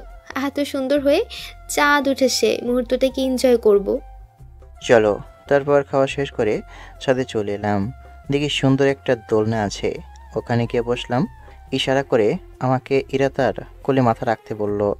আমিও দেরি না করে কোলে মাথা রেখে ওর দিকে তাকালাম। মনে হচ্ছে কত আগে থেকে আমাদের প্রেম চলছে, তাই না? সেটাই মনে হচ্ছে। আচ্ছা, তোমার আপন কেউ নেই? বংশের অনেকেই আছে, তবে নানির বাড়ির কারোর সাথে সম্পর্ক নেই। কারণ মা আর আব্বা রিলেশন করে বিয়ে করেছিল। শুনেছি নানারা নাকি অনেক বড়লোক ছিল, মাকে তারা ত্যায্য করে দিয়েছিল। আর আমার দাদা নাকি তাও বাড়ি থেকে আব্বাকে এবং মাকে বের করে দিয়েছিল। আব্বার কাছে কিছু টাকা ছিল, তাই তখন ওই জমিটুকু কিনে ওভাবে চলার মতো একটা বাড়ি করে। আর ছোট একটা চাকরি করত, ওখান থেকে তাদের চলতো। আমার বয়স যখন 10, তখন আব্বা অ্যাক্সিডেন্ট করে মারা যান। তারপর থেকে আমি কাজ করে যেমনভাবে পারি তেমনই সংসার চালিয়েছি। কখনো খেতে পেয়েছি ঠিকমতো, আবার কখনো পাইনি। তোমরা দেখে অনেক কিছু সহ্য করছো, আম্মু বেশি কষ্ট সহ্য করেছে। আচ্ছা, তুমি কি তোমার নানির বাসায় কাউকে চেনো না, বা তোমার দাদার বাসার কাউকে? না, আমি কখনো দেখিনি, তো চিনব কিভাবে? চিনলে বলতাম যে আম্মু আর আব্বুকে এমনভাবে কষ্ট দেওয়ার জন্য প্রতিশোধ নিয়ে নিতে। কেমন আব্বু আর আম্মুকে কষ্ট দিয়েছে, মেনে নিলে কি এমন ক্ষতি হতো? ছেলে মেয়ে সুখে থাকলেই তো বাবা মায়ের সুখে থাকার কথা। আরে ওগুলো বাদ দাও, ওগুলো করার প্রয়োজন নেই। তবু সুযোগ পেলে আমিও ছাড়বো না। শুনেছিলাম তোমার নাকি একটা বয়ফ্রেন্ড ছিল। না, আসলে ছিল একটা প্রতারক। শালা 2-1 দিন পর পর টাকা চাইতো। টাকা কোনো ম্যাটার না, তবে একদিন অন্য বেডির সাথে আমার সামনে ধরা পড়ে যায়, সেদিনই ব্রেকআপ করে নিই। আমি তো তোমাকে এমনি মিথ্যা বললাম। কিন্তু আমি সত্যি কথা বলতাম। তবে আগেই বলে দিচ্ছি, আমাকে এটা নিয়ে খোঁচাবা না। আচ্ছা ঠিক আছে, বললাম না কিছু। তোমার কেউ ছিল না, মিথ্যা বলবা না। আমার তো মনে হয় তোমার একটা না বেশ কয়েকটা গার্লফ্রেন্ড ছিল। আপনার মতো একজন ছিল, শালি চাকরিজীবী আর বড়লোক ছেলে দেখে আমাকে ভিখারি বলে চলে গেছে। তুমিও কিন্তু এটা নিয়ে খোঁচাবা না। আচ্ছা ঠিক আছে, তবে ওই বেডিকে ধন্যবাদ, তোমাকে রেখে চলে গেছে, তাই এখন তুমি আমার। আচ্ছা, ওরে এবং ওর বরকে একদিন ইনভাইট করি, কি বলো? যখন পার্টি দিবা তখন না হয় করা যাবে। আর তোমার বয়ফ্রেন্ডকেও ডাকবা, তাহলে আরও জমে যাবে। ঠিক ঠিক, আর আজকে এমনভাবে গল্প করে করে রাত কাটাবা? আরে সেটাই তো। আচ্ছা রাইট বলে এক লাফ দিয়ে উঠে দাঁড়িয়ে গেছি। আমার এমনভাবে উঠাতে ঘাবড়ে গেল। আরে তেমন কিছুই হয়নি। তাহলে এমন ভাবে উঠলা কেন? কোনো সমস্যা? না তো, তবে দেখি বলে ইরাকে কোলে তুলে নিলাম। কি হলো এমনভাবে তাকিয়ে আছো কেন? না, আসলে এখন অনেক লজ্জা করছে। রুমে চলো, সব লজ্জা লেজ গুটিয়ে পালিয়ে যাবে বলেই কোলে তুলে নিয়ে চলে এলাম রুমে। বুকে মুখ লুকিয়ে রেখেছিল। এসে বিছানায় বসিয়ে বললাম, এমনভাবে রুম কবে সাজিয়েছে? কাজের লোক দিয়ে সাজিয়ে দিয়েছে। আচ্ছা, সেটা বড় কথা নয়, বড় কথা হচ্ছে আমার কিন্তু অনেক লজ্জা করছে। আচ্ছা, নতুন জীবন শুরুটা কি ভালোভাবে শুরু করা বেটার না? তোমার কথা ঠিক বুঝলাম না, বুঝিয়ে বলো। নামাজ পড়ে নতুন জীবন শুরু করি। আচ্ছা তুমি নামাজ পড়ো? মা কিন্তু নামাজ না পড়লে সহ্য করতে পারে না। আমি যে এত বড় হওয়ার পরেও কত মায়ের খেয়েছি তার ঠিক নেই। না, তবে আম্মুর থেকে সব শিখে নেব। আচ্ছা, যখন অমনভাবে বলছো তখন চলো নামাজ পড়ে নি। তারপর দরজা লাগিয়ে উজু করে নামাজ পড়ে এলাম। এর ওয়াশরুম নয় একটা আস্ত রুম বুঝলাম না, সেটা বড় কথা নয়। তারপর উজু করে এসে নামাজ পড়ে ঝাঁপিয়ে পড়লাম ইরার উপর। ঠোঁট থেকে শুরু করলাম, তারপর আস্তে আস্তে কাঁধে, তারপর না, তার আর কোনো পরে কিছুই নেই। কিছুক্ষণ পরে দুজনের শরীরের উপর একটা মাত্র চাদর, শরীরে কোনো পোশাক নেই। এই চলো না, আরেকবার হয়ে যাক। একবারে কথা নাই কাজ বেশি। তারপর ওই কিছু কিছু আর কি। পরের দিন সকালে, এই যে ওঠো গো, সকাল হয়ে গেছে। দেখো গিয়ে আম্মু রান্না বান্না শুরু করেছে। আমি রান্নাঘরে গিয়ে দেখি উনি রান্না ঘরে। হাত ধরে টান দিয়ে বুকের উপর ফেলে দিয়ে বললাম, তুমি রান্নাও করো? যে রাধে সে চুলো বাঁধে। আমার খাবার আমি নিজে রেঁধে খাই। কপালে একটা চুমু দিয়ে বললাম, বাহ ভালোই তো। আমি ভাবলাম হয়তো এগুলো তুমি তোমার লোকজনের দ্বারা করিয়ে নাও। আমি আমার নিজের কাজগুলো নিজে করি। এখন ছেড়ে উঠে ফ্রেশ হয়ে নাও। ছাড়ো ছাড়ো। ছেড়ে দেওয়ার জন্য কেমনভাবে ধরেছি নাকি? আচ্ছা আসো আর এক রাউন্ড গেম খেলি। আগে জি না, এখন কোনো কিছুই হবে না। ছাড়ো আমাকে। আরে ছাড়ো না। একটু টেনে ঠোঁটের সাথে ঠোঁট মিলিয়ে কিস করতে লাগলাম। একটু পরে ছেড়ে দিতেই, ছি, বাসি মুখে কিস করলো। ছাড়ো বলছি, ছাড়ো। আরো শক্ত করে টেনে উপরে শুয়ে বললাম, আমি তো ছাড়ছি না। দরজা খোলাই আছে, কাজের লোকজন এই দিকে কেউ আসবে না, কিন্তু আম্মু তো রাখতে আসতে পারে। ছাড়ো বলছি। আরে ছাড়ো না। রাতে তো দুষ্টুমি করে এখন আবার শুরু করেছে। কে শুনে কার কথা? ঠোঁটে একটা চুমু দিয়ে বললাম, মা রান্নাঘরে আছে, আসবে না? যদি চলে আসে? আরে ধুর, ওঠো না তুমি। আচ্ছা ঠিক আছে, ছেড়ে দিলাম। কিন্তু ছাড়াটাকে আবারও ঠোঁটে ঠোঁট লাগিয়ে কিস করতে শুরু করি। একটু পরে ছেড়ে দিয়ে বললাম, যাও এবার। আমি উঠে ফ্রেশ হইনি। গতকাল পোশাক নিয়ে এসেছিলাম, ওগুলো নিয়ে ওয়াশরুমে এসে ফ্রেশ হয়ে বাইরে এলাম। মা টেবিলে সব খাবার রেডি করে রেখেছে। তারপর সবাই মিলে একসাথে খেয়ে নিলাম। আম্মু, আপনার প্রয়োজনীয় সব কিছু নিয়ে এখানে চলে আসেন। আমি ড্রাইভার এবং দুজন লোক পাঠিয়ে দিচ্ছি। আপনি বলে দিবেন কি কি নেবেন। কাজের লোকজন গাড়িতে তুলে নিবে। আর একটু কলেজের দিকে যাব, তাই না হলে আপনার সাথে যেতাম। আমি ওখানে থেকে কি নিব? আমার মেয়ের তো এখানে সব কিছু আছে। তাও কিছু স্মৃতির জিনিস থাকে না, আব্বুর হয়তো রেখে যাওয়া স্মৃতি থাকতে পারে। আচ্ছা ঠিক আছে, আর তোমরা কলেজে কি জন্য যাবা? আপনার ছেলে কি পড়াশোনা শেষ হয়েছে? কম করে হলেও গ্রাজুয়েট সম্পন্ন করতে হবে। আমি যেখানে পড়াশোনা করি সেখানে ভর্তি করিয়ে তারপর আসব। কোন কলেজে? তানিশা যেখানে পড়াশোনা করে ওখানে? আম্মু, খাবার কিন্তু বেশ মজাদার হয়েছে। আসসালামু আলাইকুম ম্যাম, কেমন আছেন আপনি? ওয়ালাইকুম আসসালাম, আলহামদুলিল্লাহ ভালো। আপনি কেমন আছেন? আলহামদুলিল্লাহ ভালো। আপনারা কেমন আছেন? আলহামদুলিল্লাহ ভালো। আপনার খবর কি? আজকে মনে হচ্ছে খুব খুশি খুশি লাগছে। আপনারা দেখে অনেক ভালো লাগছে, তাই খুশি লাগছে। ধন্যবাদ মোশাররফ সাহেব, আপনার বোঝানোর জন্য। এমন একটা দিন উপহার পেয়েছি এবং সামনেও পাবো। আমি আজকে আমার অফিসে যেতে দেরি হতে পারে বা নাও যেতে পারি। আপনি গিয়ে আজকে সব কিছু সামলে নিন। ওকে ঠিক আছে ম্যাম, আমি তাহলে এখন অফিসে গেলাম। মোশাররফ সাহেব চলে গেল। আমি আর ইরা খাওয়া শেষ করে রুমে এলাম। দরজা লাগিয়ে ইরা গিয়ে তার পোশাক বের করলো। পোশাক নিয়ে ড্রেসিং টেবিলের সামনে এসে দাঁড়ালো। দেখি গাউন খুলছে। এই তুমি কি আমার সামনে সব কিছু খুলবে? সমস্যা কোথায়? তুই তো নাকি? অন্য কেউ তো আর এখানে নেই। রাতে সব কিছু দেখে এখন ঢং করো কেন? চোখ বন্ধ না করে শুধু দেখতে থাকো। আমার বউ তো দেখি অনেক রোমান্টিক। বউ এমন রোমান্টিক থাকলে কি আর চাই। আচ্ছা আমি দেখছি।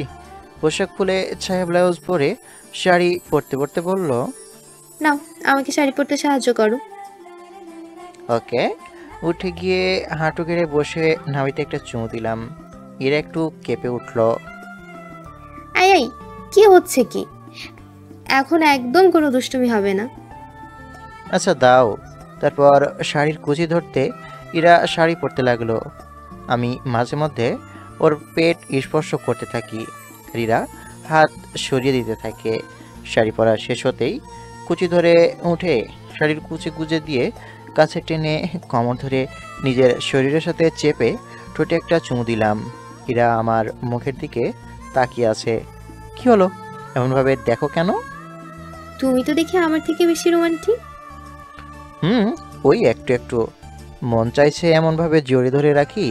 ইরাকে ঘুরিয়ে পিছন থেকে জড়িয়ে ধরে আয়না দিকে তাকিয়ে বললাম, আমার বউটাকে অনেক সুন্দর লাগছে। আমার কিন্তু লজ্জা করে। ইস্কাপ আছে না, নীল একটা ইস্কাপ বা হিজাব হলে আমার বউটাকে আরও সুন্দর লাগতো। নীলপরি মনে হতো। না, আসলে আমার কোনো স্কার্ফ বা হিজাব কিছুই নেই। কিনে নিতে হবে। চুল থেকে কি সুন্দর ঘ্রাণ আসছে, পাগল করে দিচ্ছে। ইচ্ছে করছে এমনভাবে জড়িয়ে ধরে থাকি। হয়েছে, এখন আর বেশি প্রেম দেখাতে হবে না, এখন চলো। ওকে চলো।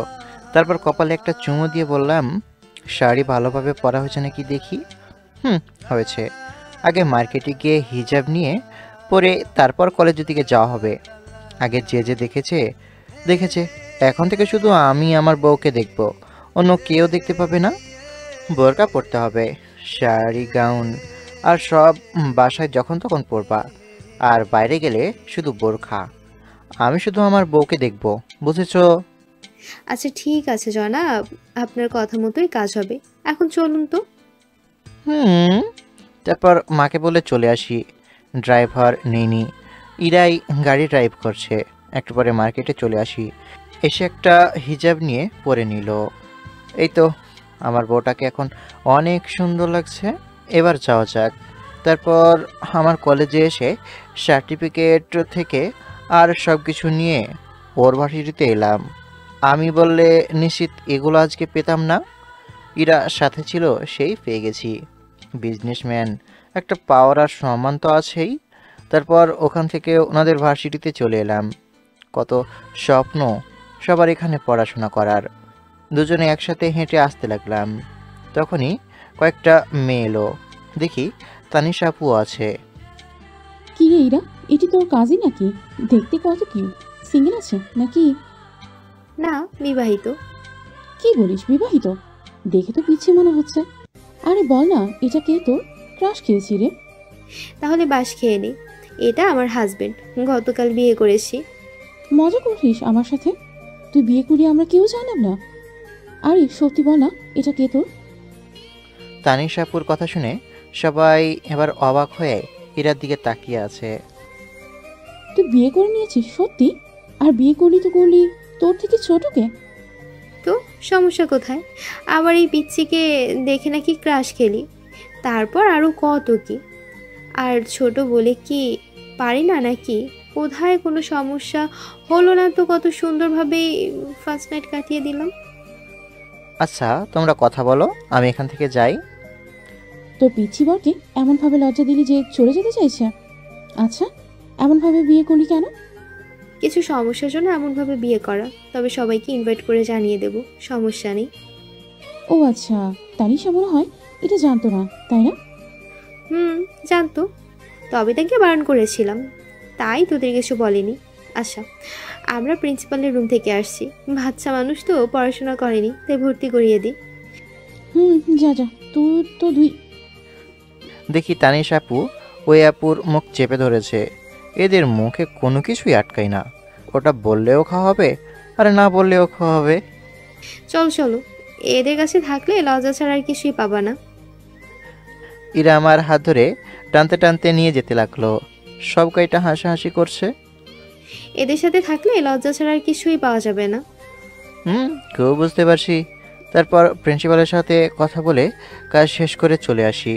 প্রিন্সিপাল বলল আগামীকাল থেকে নাকি ক্লাস করতে পারি। দেখি ওই আপুগুলো এখনও দাঁড়িয়ে আছে।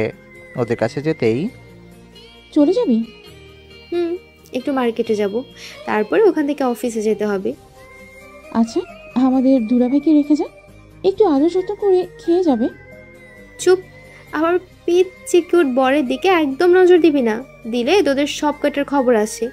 আর তানিশা, নজর রাখা তোর দায়িত্ব থাকলো। আহা, এমন করছিস কেন? তোর বয়ফ্রেন্ড নিয়ে বলতাম তখন তো এমন মাইন্ড করতি না। তখন কত কি বলেছিস, আর এখন দিতে চাচ্ছিস না কেন? থাক তোরা, আমরা যাই। এই চলো। আর এগুলোর থেকে সব সময় দূরে দূরে থাকবা, একটাও ভালো না। আহা, বরের প্রতি কি ভালোবাসা! অনেক, বর বলে কথা, ভালো তো বাসবই। এই চলো চলো, অনেক কাজ পড়ে আসছে। কথাটা বলেই হাত ধরে হাঁটতে লাগলো। মনে হচ্ছে আমি ছোট একটা বাচ্চা, কিছু বুঝি না, কিছু জানি না, কিছু চিনি না। তারপর মার্কেটে গিয়ে কিছু পোশাক নিয়ে বাসায় চলে আসি। আমাকে বাসায় রেখে এরা অফিসে চলে যায়। বসে আছি, তখন ফোনটা বেজে উঠল। ফোনের দিকে তাকিয়ে দেখি মাসুম ফোন দিয়েছে। রিসিভ করে বললাম, কিরে বন্ধু, কী অবস্থা? আমারও তো ভালো, কিন্তু তোদের কি অবস্থা?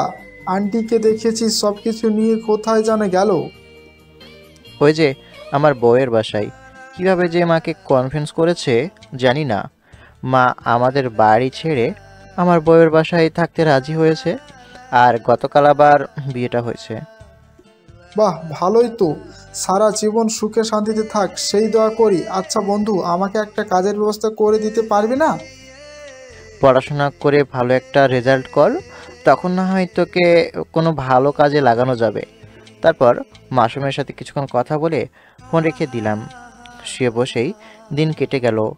দুপুরে ফোন দিলাম, কয়েকবার রিং হওয়ার পর রিসিভ করলো। কি করো গো? এই তো বসে আছি, লাঞ্চ করব। ও আচ্ছা, ধুর, ভালো লাগছে না। মা তো বাসাতে ওদের সাথে কথা বলছে, তাই দিন কেটে যাচ্ছে। কিন্তু আমার একা একা এমনভাবে কাটতে চাইছে না দিন। ভাই, আগামীকাল থেকে তুমিও ভার্সিটিতে যাওয়া আসা শুরু করবা। হয় টিভি দেখো, আর না হলে ফোন। তাহলে তো সময় কোন দিক দিয়ে চলে যাবে বুঝতেই পারবা না। আচ্ছা, তোমার বা আমার খাওয়া হয়েছে? আমার রাতের রান্নাটা মিস হয়ে গেল। এসে খেয়ে গেলেই তো পারো। যেতে আসতে অনেকটা সময় লেগে যায়। আচ্ছা, তোমার কাছে তো ফোন নেই, তাই না? টাকা আছে, কিন্তু নেওয়া হয়নি। আমি ভেবেছিলাম একরকম, আর হয়ে গেছে আরেক রকম, তাই ফোন কিনিনি। ভেবেছিলাম তোমার কাছ থেকে যেই টাকা পাবো ওগুলো দিয়ে কোনো একটা ব্যবসা করব, তাই ওই টাকা খরচ করে ফোন কিনি নাই। তবে এখন একটা ফোন নিব ভাবছি। ও আচ্ছা, তোমার কি ফোন পছন্দ, মানে কোন ব্র্যান্ডের? বাটন একটা ফোন ইউজ করি, এত ব্র্যান্ড জেনে আমার কি হবে? ওই একটা কম দামের ভিতরে হলে হয়ে যাবে আমার। বিকেলে গিয়ে ভাবছি কিনে নিয়ে আসবো। থাক, কোথাও যাওয়া লাগবে না, আমি ফোন নিয়ে চলে আসবো। আর শোনো না, miss you. I need you. তাই, আই নিড ইউ বেবি। এত হর্নি হয়ে লাভ নেই। তুমি গিয়ে এখন লাঞ্চ করো, আমিও যাই মাহিরাতে খাবার খাই। ওকে, ঠিক আছে, আমি রাতে আম্মুর থেকে খাইয়ে নেব, সমস্যা নেই। আচ্ছা বাই, খেয়ে নাও। ওকে ভাই। ইরা ফোন কেটে দিল। আমি ফোন রেখে বাইরে এসে আমি আর মা খাবার খেয়ে নিলাম। রুমে এসে দিলাম ঘুম থেকে উঠে ফ্রেশ হয়ে ছাদে এসে দোলনায় বসে আছি চুপচাপ। আর চারপাশে গাছপালা দেখছি। আশেপাশে দেখি কিছু ফুল ফলের গাছ আছে, ওগুলোই দেখা। এখন বিকেল, পাখিগুলো কিচিরমিচির আওয়াজ করছে। শুনতে ভালোই লাগছে। বাতাসে ফুলের সুবাস কেমন একটা মাতাল করে দিচ্ছে। এমন সুবাস আসছে কোথা থেকে? বাম সাইডে তাকিয়ে দেখি বেশ কয়েকটা বেলি ফুলের গাছ। রাতে তো এসব খেয়াল করিনি। পাশে ওই রকম ফুল থাকলে কি আর অন্য ফুলের দিকে নজর যায় নাকি? ফুলের গাছের দিকে এগিয়ে গেলাম।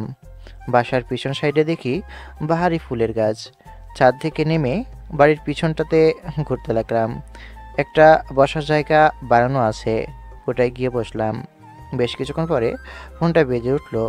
ফোনের দিকে তাকিয়ে দেখি ইরা ফোন দিয়েছে। রিসিভ করতেই, কোথায় আছো তুমি? এই তো বাড়ির পিছন দিকে। তুমি কোথায়? আমি বাসায়, রুমে। আচ্ছা আসি, ওয়েট। ফোন কেটে চলে আসি। এসে রুমে এসে দেখি বিছানায় বসে আছে। কি ব্যাপার, কি অবস্থা? এই তো ভালো। খুব ফুরফুরে মেজাজে আছো মনে হচ্ছে। ওই একটু একটু। ইর একটা ব্যাগ হাতে ধরিয়ে দিল। দেখি একটা ফোন বের করে বুঝতে পারছি বেশ অনেক দামি ফোন আছে। এত দামি ফোন নেওয়ার কি খুব প্রয়োজন ছিল? যত নিয়েছে, এখন থেকে এটা ইউজ করবা। আর এখন একটা চুমু দাও।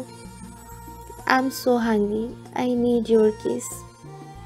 হ্যাঁ, কিস খেয়ে পেট ভর্তি হয় নাকি? Yeah baby, I need your kiss, I need your kiss, I need your hug. দরজা আটকে এসে শুরু হলো ঠোঁটের উপর অ্যাটাক। একটু পরে ছেড়ে দিয়ে কপালে একটা চুমু দিয়ে বললাম, হয়েছে? বাকিটা রাতের জন্য রেখে দিলাম। হুম, মাথায় শুধু এখন এগুলো ঘুরে বেড়াই, তাই তো? হ্যাঁ বেবি, আর আমার একটা বেবি লাগবে। এত তাড়াতাড়ি? আমি তো এখনো বেবি হয়ে আছি। কম করে আরও 3 বছর পরে। আচ্ছা ওইসব বাদ দাও, চেঞ্জ করে ফ্রেশ হয়ে নাও। আমি ততক্ষণে ফোন দেখি। ইরা চেঞ্জ করে ফ্রেশ হতে গেল। আমি আমার ফোন থেকে সিম কার্ড খুলে যেটা নিয়ে এলো ওটাই লাগিয়ে নিলাম। এমনভাবে আজকে পার হয়ে গেল। পরের দিন সকালে উঠে, এই তোমার হয়েছে? ভেতরে চলে এসো। না, তুমি ফ্রেশ হয়ে বের হয়ে এসো, তারপর আমি ভিতরে যাব। তখনই দরজা খোলার শব্দ পেলাম। কিছু না বলেই হাত ধরে ট্রেনে দরজা লাগিয়ে দিয়ে দেওয়ালের সাথে চেপে ধরে বলল, মাঝে মধ্যে এমন আর রোমান্টিক হয়ে যাও কেন? সব সময় রোমান্টিক মোডে থাকলে কি চলে নাকি? দুজনে একসাথে শাওয়ার নিয়ে বের হলাম। এরা আজকেও শাড়ি পরলো। আমার যা কাজ আর কি। একটু পরে খেতে আসি। খাওয়া শেষ করে বললাম, মা থাকো, যাই ভার্সিটিতে। আমু থাকেন, যাই। দুজনে সাবধানে যাওয়া আসা করবা। বেঁচে থাকার সম্বল আগে একজন ছিল, এখন 2 জন হয়েছ। আমি কিন্তু কাউকে হারাতে চাই না। দুজনেই সাবধানে যাওয়া আসা করবা, ওকে? ইরা গিয়ে মাকে জড়িয়ে ধরলো। চোখে পানি চিকচিক করছে। পাগল মেয়ে, কান্না করো কেন? আম্মু, আমি এগুলো মিস করে দিয়েছি, এগুলো মিস করেছি। আমি তখন বুঝি না আম্মু আব্বু কি, নিজের মন মতো চলেছি। এখন আমার অনেক আফসোস হয়, কষ্ট হয়। এখন আর করতে হবে না, আর কষ্ট পেতে হবে না। আমি তো আছি, তাই না? যদিও আমি আছি, কিন্তু আপন মা বাবার মতো তো হতে পারবো না। তবে আমার যতটুকু শক্তি আছে সেটা দিয়েই দুজনকে আগলে রাখবো, ভালোবাসবো, আদর যত্ন করব।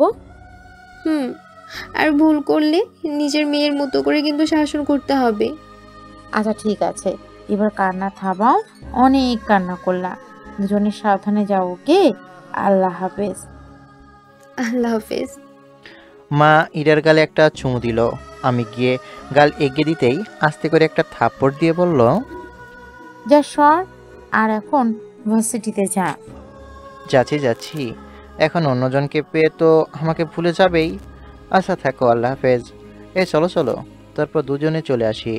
গাড়ি থেকে নামতে যাব, তখন ইরা ইশারা দিয়ে গাল দেখিয়ে দিচ্ছে। গিয়ে 2 গালে আর কপালে একটা চুমু দিয়ে বললাম, এবার হয়েছে? খুব। আর ভুলেও মেয়েদের সাথে কথা বলবা না। আচ্ছা যাও। আমি গাড়ি থেকে নেমে গেলে ইরা চলে গেল। ভার্সিটির ভিতরে একটা ভাব নিয়ে প্রবেশ করলাম। দোস্ত, ছেলেটা কত হ্যান্ডসাম, কত কিউট, দেখছিস? এর আগে তো দেখি নাই, নতুন নাকি? ফার্স্ট ইয়ারের মাঝামাঝি এখন কেউ ভর্তি হয় নাকি? হয়তো ট্রান্সফার নিয়ে এসেছে। বড় লোক আছে মনে হয় অনেক, সব ব্র্যান্ডের পোশাক আর শু। পটাতে পারলে গিয়ে পটিয়ে নে, জীবন একবারে ঝাঁকানাকা হয়ে যাবে। সেটাই তো দেখছি, দাঁড়া গিয়ে দেখছি। আচ্ছা, যদি গার্লফ্রেন্ড থাকে তখন কি হবে? থাকতেই পারে, সমস্যা কোথায়? সব আমি ভাগিয়ে দিব। যা যা, না হলে তোর আগে কেউ প্রপোজ করে বসে থাকবে। হাঁটতে হাঁটতে আসছি, তখন সামনে এসে একটা মেয়ে এসে দাঁড়ালো। এই যে হিরো, ভার্সিটিতে আজকে নতুন মনে হচ্ছে। জি জি, আজকে নতুন ট্রান্সফার হয়ে এসেছি। বাহ, আচ্ছা, আই লাভ ইউ। প্রথম দেখাতেই আপনাকে ভালো লেগেছে? মুচকি হেসে বললাম, আমি বিবাহিত। বিশ্বাস হলো না, এই বয়সে কেউ বিয়ে করে শুনি? লাইফ এনজয় করবে, তারপরেই বিয়ে শাদী। সত্যি আমি বিবাহিত? বিশ্বাস হলো না, আপনি মিথ্যা বলছেন। সরাসরি বলেন যে পছন্দ না, এমনভাবে মিথ্যা বলার প্রয়োজন কি আছে? আচ্ছা, আপনাকে মিথ্যা বলে আমার লাভ কোথায়? আপনি কত কিউট আছেন, সুন্দর আছেন, কেউ কি রিজেক্ট করতে পারবে? সিঙ্গেল থাকলে তো আমি আপনার প্রস্তাবে এতক্ষণে রাজি হয়ে যেতাম। সমস্যা নেই, তাও প্রেম করব। এই সিমরি, কার জিনিসের দিকে হাত দিচ্ছিস জানিস তুই? জানতে পারলে তোর চোখ তুলে হাত ধরিয়ে দিব।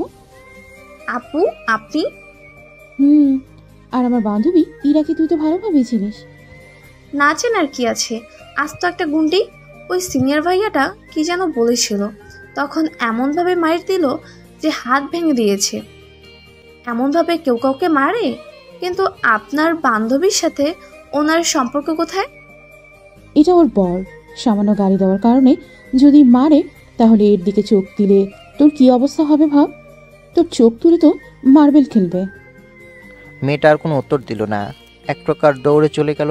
আমার বইয়ের এইসব গুণ আছে, না জানি আর কি কি গুণ আছে। তো দুলা ভাই, কি অবস্থা আপনার? আমার বান্ধবীকে সুখ দিতে পারছেন তো? তানিশা আপু আছে, তাই আপনাকে কিছু বললাম না। উনি আমার বড় বোন বলে কথা, না হলে উত্তরটা ভালোভাবেই দিয়ে দিতাম। আর আপনার বান্ধবীকে জিজ্ঞেস করলেই পেয়ে যাবেন। তাই? আচ্ছা বলেন, কেমন আছেন আপনি? আলহামদুলিল্লাহ ভালো, আপনারা? আলহামদুলিল্লাহ ভালো। কিরে, তোর বউ তো দেখি তোকে ভালোই আপডেট করে দিয়েছে। তোর তো আমাকে একটা ট্রিট দেওয়া দরকার। আপনাকে কখন ট্রিট দেয় না বলেন? ওই রকম বড় কিছু দিতে পারি না, কিন্তু আমি আমার সাধ্য অনুযায়ী তো দিই। সেটা ঠিক আছে, এবার বড় কিছু গিফট লাগবে। আচ্ছা, তাহলে স্যারের সাথে কথা বলবো, সমস্যা নেই। স্যার আর আমি মিলে একটা গিফটের ব্যবস্থা করে দিব। কুত্তা, থাক, তোর গিফট দেওয়া লাগবে না। আচ্ছা, আন্টি কেমন আছে? শরীরের অবস্থা কেমন? আলহামদুলিল্লাহ ভালো। তোমার বাসার সবাই কেমন আছে? সবাই ভালো। আচ্ছা, ফার্স্ট ইয়ারের কোনটা ক্লাস? 3 তলা সিঁড়ি দিয়ে উঠি, ডান পাশের রুমটা। আচ্ছা ঠিক আছে, আমি আমার ক্লাসে যাই, তারপর ওখান থেকে ক্লাসে চলে এলাম। বান্ধবী, কি হলো, গেলি আর চলে আসলি যে? সুস্থ থাকলে অনেক ভালো ছেলে পাওয়া যাবে, এর দিকে নজর না দেওয়া আমার জন্য সব থেকে ভালো। এমন কথা বলিস কি জন্য? ব্যাটা বিবাহিত, আর ওই যে চতুর্থ বর্ষের একটা গুন্ডি ছিল না, ইরা, যদিও কয়েক মাস থেকে ভার্সিটিতে আসে না, ওটা ওর বর। আহারে বাস, কান্দিস না বান্ধবী, তোর জন্য বুইরা কাকু খুঁজে নিয়ে আসবো। তোর শালা, ওই গুন্ডি সব ছেড়ে একটা পিচ্চিকে বিয়ে করলো। করেছে তো করেছে, তাতে আমার কি? মনে হয় প্রথম বর্ষের, মানে আমাদের সাথেই পড়ে। তাহলে তো বন্ধুর করাই যায়। সেটা যাই হোক, আচ্ছা ক্লাসে চল, বন্ধুত্ব করি। চুপ করে বসে আছি, একটু পরে ওই মেয়েটা এবং আরো কয়েকজন এলো। হ্যালো, আমি নোমান, তোমার নাম কি? আমি আকাশ আহমেদ নীল। আমার বান্ধবী নিধি। এই যে এটা ক্রাশ খেয়ে প্রপোজ করতে গেল, কিন্তু আসলা বাস খেয়ে ফিরে এলো। চুপ করবি তুই? আচ্ছা, ফ্রেন্ড তো হয়ে যায়, তাই না? ফ্রেন্ড হওয়া যায়। আচ্ছা, আজকে থেকে ফ্রেন্ড, তবে হুট করেই তুই করে বলতে পারবো না, ওটা বলার জন্য সময় দিতে হবে। আচ্ছা ঠিক আছে, আজকে থেকে আমরা বন্ধু। সে যে আমার ভার্সিটি জীবন শুরু হলো, কিন্তু 3 বছরের মাথায় পড়াশোনার পেছনে বাস গুজে দিয়ে দাঁড় করিয়ে রেখেছি, কারণ আমার কিউট একটা মেয়ে হয়েছে। তাই আমারে অফিসে যাওয়া লাগে বেশ কয়েক মাস থেকে। এই 3 বছরের ভিতরে ঝগড়া, রাগ, অভিমান সব কিছু ছিল।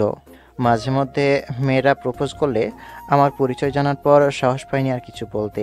বুঝতে পারছি ওর এই ভার্সিটিতে বেশ দাপট ছিল। রাজনীতির সাথে জড়িত আছে কিনা জিজ্ঞেস করতে বলে, আমার বিজনেস রেখে রাজনীতি করতে যাব কোন দুঃখে? সব পয়সার খেলা, বুঝেছো? টাকা আসে মানে এমপি ওসি থেকে সবাইকে পকেটে রাখতে পারবা। ভার্সিটিতে থাকতে অনেক কিছুই ঘটেছিল, ওগুলো অন্য কোনো একদিন বলবো। অফিস থেকে এসে দেখি মা, ইরা আর আমার মেয়ে বসে আছে। আমার মেয়ের নাম অনামিকা তাবাসসুম ইমা। আমি গিয়ে আমার মেয়েকে মায়ের কোল থেকে তুলে নিয়ে ইরার পাশে বসলাম। এগুলো চেঞ্জ না করে বসলা যে?